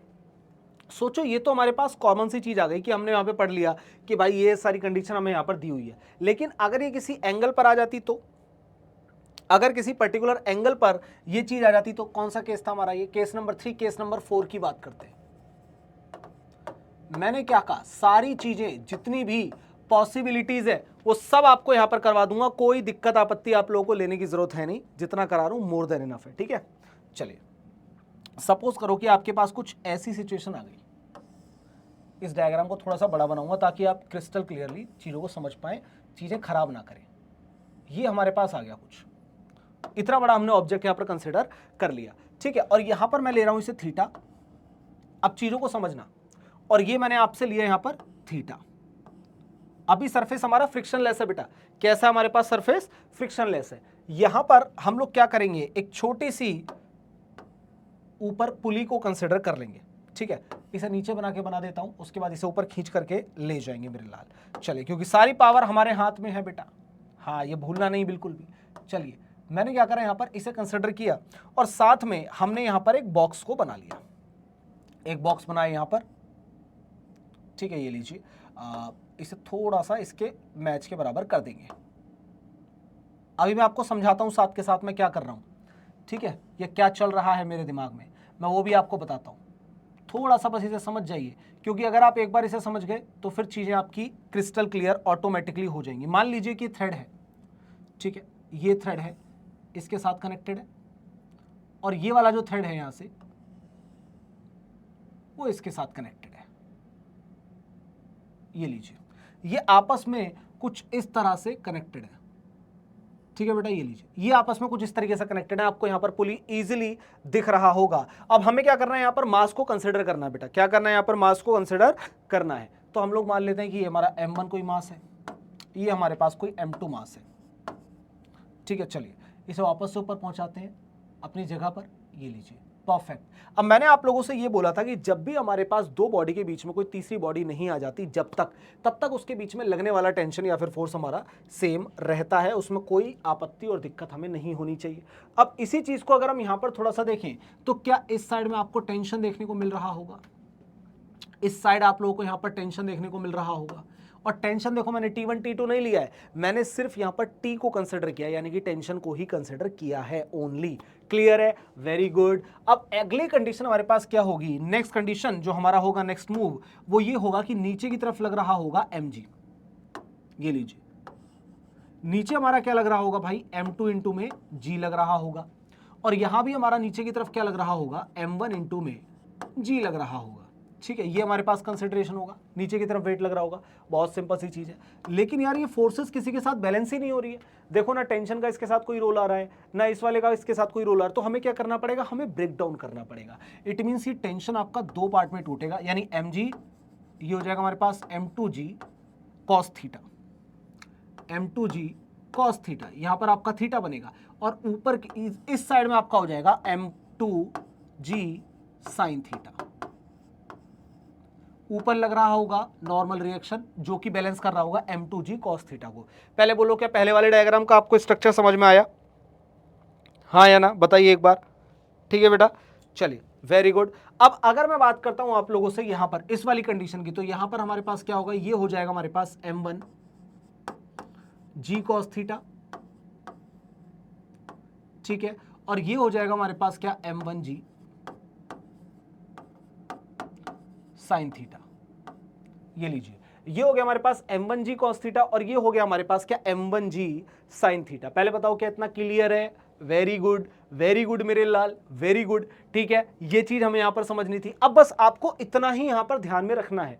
अब सोचो अगर m1 is greater than m2 हो गया तो ऐसी कंडीशन में क्या एसिलरेशन नीचे हो जाएगा? हाँ या ना? इट मींस कि नीचे लगने वाले फोर्सेस इज ग्रेटर देन ऊपर लगने वाले फोर्सेस, मतलब m1g sin थीटा माइनस क्या हो जाएगा हमारे पास t, बराबर में क्या हो जाएगा? इक्वेशंस बननी शुरू हो जाएंगी। अगर मैं आप लोगों से ये बोल दूं किसी भी कंडीशन में that m1 is greater than m2, तो ऐसी कंडीशन के अंदर आप लोग यहां पर एक इक्वेशन बनाएंगे। आप लोग बोलेंगे कि सर यहां से हमारे पास ये जा रहा है एसिलेशन ऊपर की तरफ और ये जा रहा है हमारा एसिलेशन नीचे की तरफ। आपको कैसे पता चला सर? क्या आपके पास कोई जादुई शक्ति है? मैंने कहा हाँ बेटा है। एक बात बता, जब m1 आपका बड़ा है, m1 आपका बड़ा है, तो क्या ये इस तरीके से मूव करेगा? क्या ये इस तरीके से मूव करेगा? कहने का मतलब ये m2 ऊपर की तरफ चढ़ेगा और ये m1 नीचे की तरफ उतरेगा। तो इसका मतलब इसका एसिलेशन डाउनवर्ड, इसका एसिलेशन अपवर्ड। अब पता है कहां फंसता है बच्चा? काफी टाइम ये थीटा और ये वाला थीटा आपको सेम नहीं देगा, थीटा 1 और थीटा 2 दे देगा, तो भी कोई दिक्कत नहीं है। हमें क्या फर्क पड़ता है? हमें तो वैल्यूज को पुट करना आना चाहिए। पहले बताओ क्या इतना आप लोगों को क्लियर है या नहीं? समझ में आया? ये हमें यहां पर पता होना चाहिए। अब देखो यहां पर क्या इक्वेशन बन सकती है। अगर मैं बात करता हूं इसकी, तो हमारे पास क्या बनेगा? m1g sin थीटा, ठीक है, माइनस कर लीजिए t, माइनस कर लीजिए t। तो यहां पर हमारे पास, मैं खाली इक्वेशन बना के छोड़ रहा हूं क्योंकि क्वेश्चन इसी तरीके से हमारे होंगे। तो यहां पर आप लोग लिखेंगे दैट m1g sin थीटा में से माइनस कर लीजिए आप लोग t, बराबर कितना हो जाएगा हमारे पास? m1 इंटू में a। इक्वेशन नंबर 1 बन जाएगी। ठीक है, दूसरी इक्वेशन में t बड़ा हो जाएगा, t बड़ा हो जाएगा तो आप लोग क्या लिखेंगे? t माइनस में m2g साइन थीटा बराबर में कितना हो जाएगा हमारे पास? m2 इंटू में a। ये इक्वेशन नंबर 2 बन जाएगी और आप इन्हीं दोनों से कुछ भी सॉल्व कर सकते हैं। तो ये होते हैं हमारे पास जितने भी तरह के टाइप हम लोग कर सकते थे वो हम लोगों ने यहां पर डिस्कस कर लिया है बेटा। जितना भी हम लोग डिस्कस कर सकते थे, जितना भी हम लोग यहाँ पर बता सकते थे, वो सारी चीज़ हमने पढ़ ली है। ध्यान से देखिए, हमने सबसे पहले केस नंबर 1 करा कनेक्टेड बॉडी मोशन का। तो यहाँ पर हमारे पास क्या हुआ सर? अगर एक दूसरे के साथ कनेक्टेड है, फ्रिक्शन अभी जीरो है, क्योंकि फ्रिक्शन नहीं पड़ा तो फ्रिक्शन हमने जीरो कंसिडर कर लिया। ठीक है बेटा, ये हमारे पास आया। अब हमने बोला कि दो बॉडी कनेक्टेड है तो कैसे सॉल्व होगा। हमने बोला कि अगर दो या दो से ज्यादा बॉडी कनेक्टेड है तब कैसे सॉल्व होगा। केस 1 में आ गया। केस 2 में मैंने कंसिडर करा कि अगर वहां पर बीच में मैंने कोई स्ट्रिंग लगा दिया, थ्रेड लगा दिया, रोप लगा दिया, लेकिन उसका कोई मास नहीं है, मासलेस है। ठीक है, तो ऐसी कंडीशन में हमारे पास क्या कंडीशन आएगी? ये इस तरीके से सॉल्व होगा बेटा। और केस नंबर 3 के लिए जो हमारे पास लगता है, यानी कि हमारे पास अगर कोई पुली है, फ्रिक्शनलेस पुली है और उसमें इस तरीके से ऊपर की तरफ टेंशन हमारा बढ़ रहा है, ठीक है, और ये M1 हमारा जो है वो ग्रेटर देन है M2 से, तो M1 हैवी वाला कंसीडर करो, M2 लोअर वाला कंसीडर कर लो। बस इतना आप लोगों को यहां पर करना था। तो ये आपके पास कुछ मैंने ट्रिक लिखवा दी जिससे आप लोग डायरेक्ट सॉल्व कर सकते हैं, मतलब वैल्यूज को पुट कीजिए, आंसर निकालिए, यही आपका क्राइटेरिया होगा। नेक्स्ट हमारे पास आया केस नंबर 4, जिसके अंदर हम लोगों ने बात की कि अगर उसी पुली को किसी इंक्लाइन प्लेन के ऊपर अगर रख दिया जाए तो वहां पर हमारी क्या कंडीशन फॉर्म होगी। अगर M1 ये रखा है, M2 ये रखा है, और यहीं पर अगर हमें फ्री बॉडी डायग्राम बना करके सॉल्व करना हो तो हमारे पास सिचुएशन क्या रहने वाली है, तो वो भी हम लोगों ने यहां पर डिस्कस कर लिया है मेरे लाल। बोल बेटा, क्या इतना क्लियर है? हाँ या ना में जवाब दे। वेरी गुड बेटा। अब हम बात करते हैं इसके कुछ क्वेश्चंस की। इसके क्वेश्चंस को एक बार देखेंगे, फिर हम लोग चलेंगे आगे की तरफ। ठीक है बेटा, चलिए। अब क्वेश्चन आप लोगों से क्या बोलना चाहता है, पहले उसे थोड़ा सा समझिए। सिंपल सिंपल सी चीजें मैंने आप लोगों को बोली हैं, और वो क्या है बेटा? मैंने आप लोगों से बोला है कि अगर हमारे पास कभी भी ऐसी कंडीशन आती है तो फ्री बॉडी डायग्राम पर फोकस करना है। चलिए, 2 masses of 4 kg and 5 kg are connected by a string। 4 kg और 5 kg को आपस में कनेक्ट कर दिया बाय अ स्ट्रिंग, ठीक है, passing through a frictionless pulley and are kept on a frictionless table. सब कुछ फ्रिक्शनलेस है, कोई आपको इसमें कुछ भी नहीं दिया हुआ है। As shown in the figure, the acceleration of 5 kg mass is what. तो इसका हमें एक्सेलरेशन बताना है। तो सिंपल सी चीज है भाई, ऊपर क्या लग रहा होगा? टेंशन। नीचे क्या लग रहा होगा सर? mg यानी कि 50, और नीचे की तरफ हमारे पास आ रहा होगा एक्सेलरेशन, और ये सर टेंशन इस साइड में, एक्सेलरेशन भी इस साइड में। क्या हम लोग फ्री बॉडी डायग्राम बना सकते हैं? हाँ या ना? बहुत बढ़िया। तो सबसे पहले तो हम लोग यहाँ पर कंसिडर कर लेते हैं 5 kg वाले के लिए। ठीक है, तो यहाँ पर हम लोग कंसिडर करते हैं 5 kg का ब्लॉक। तो ये 5 kg वाला हो गया। ठीक है, तो अगर मैं इसकी बात करता हूं तो ऊपर क्या हमारे पास? टेंशन है सर, और नीचे क्या हमारे पास? 50 है। वैसे मैं नहीं भी बनाता तो भी मेरा काम हो ही जाता, लेकिन फिर भी चलिए कोई बात नहीं। तो यहां पर हमारे पास इक्वेशन क्या बनेगी बताओ? यहां पर इक्वेशन ये बनेगी सर 50 - t। ये बनेगा 50 माइनस का t बराबर में हो जाएगा हमारे पास 5a। पहली चीज हमारी क्लियर हो गई, ठीक है। अब हम बात करते हैं, यहां पर हम बात करते हैं 4 kg। यहां पर हम लोग क्या बात करते हैं बेटा, ये लीजिए, चलिए अब यहां पर मैं बात करता हूं आप लोगों से किस चीज के लिए, 4 kg वाले कंडीशन के लिए बात करते हैं, ठीक है। अब 4 kg में हमारे पास क्या हो रहा है, t बराबर में हमारे पास क्या होगा, ma 4 kg। अगर मैं यहां पर 4 kg की बात करता हूं आप लोगों से, तो ऐसी कंडीशन में हमारे पास t बराबर क्या होगा, ma यानी कि 4a हो जाएगा। तो यहां पर आप लोग ये बोलिए कि t बराबर क्या हो जाएगा सर हमारे पास 4a। अब सोचो अगर मैं इस t बराबर 4a को उठा करके यहां पर पुट कर देता हूं, यानी इस वाली वैल्यू को उठाकर मैं यहां पुट कर दूं, तो मेरे पास क्या बनेगा, 50 माइनस में हो जाएगा 4a बराबर में कितना हो जाएगा हमारे पास 5a। तो 50 बराबर में हमारे पास कितना हो जाएगा, 5 4 9a। तो a बराबर में मेरे पास कितना हो जाएगा बेटा, 50/9 हो जाएगा। पहले बताओ क्या इतनी चीजें आप लोगों को क्लियर है, समझ में आ रही है, हाँ या ना में जवाब दीजिए। बोल मेरे लाल, क्या इतना समझ में आ रहा है? लगभग जो आप लोग इसके अंदर निकालेंगे तो आपके पास जो आंसर निकल कर आएगा वो 5.44 के आसपास निकल कर आ जाएगा, मीटर पर सेकेंड स्क्वायर। और जब आपके पास एसेलरेशन आ गया तो यहां पर पुट करके आप लोग टेंशन भी आराम से निकाल सकते हैं, कोई दिक्कत वाली बात नहीं है।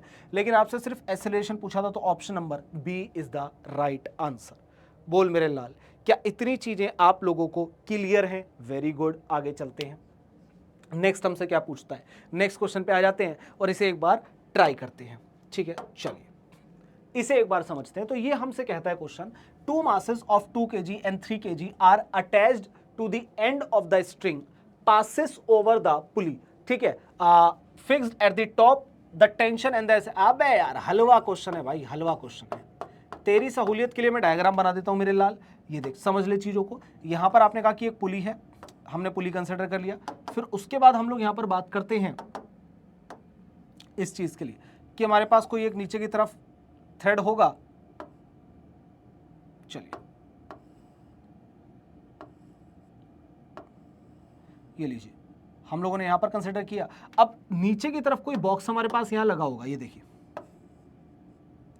चलिए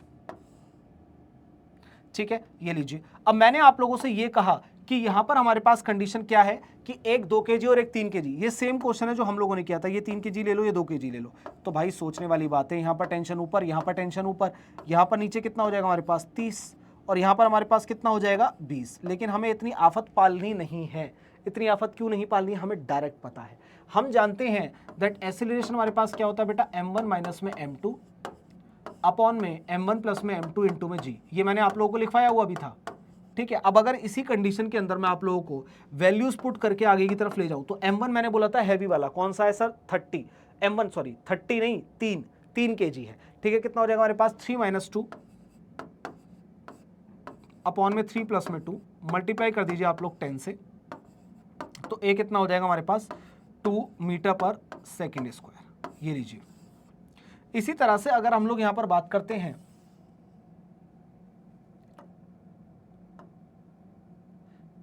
अरे भाई साहब, चलिए अगर इसी तरीके से हम लोग यहां पर बात करते हैं किस चीज के लिए, हम लोग यहां बात करते हैं टेंशन के लिए, तो उसका भी फॉर्मूला हम लोगों ने लिखा हुआ था मेरे लाल। और टेंशन क्या था हमारे पास बताओ, 2m1 m2 अपॉन में m1 प्लस m2 इंटू में हो जाएगा हमारे पास कितना g। क्या इतना क्लियर है? Very good. अब अगर हम लोग यहां पर वैल्यूज को पुट कर दें डायरेक्ट तो हमारे पास आंसर आ जाएगा बेटा।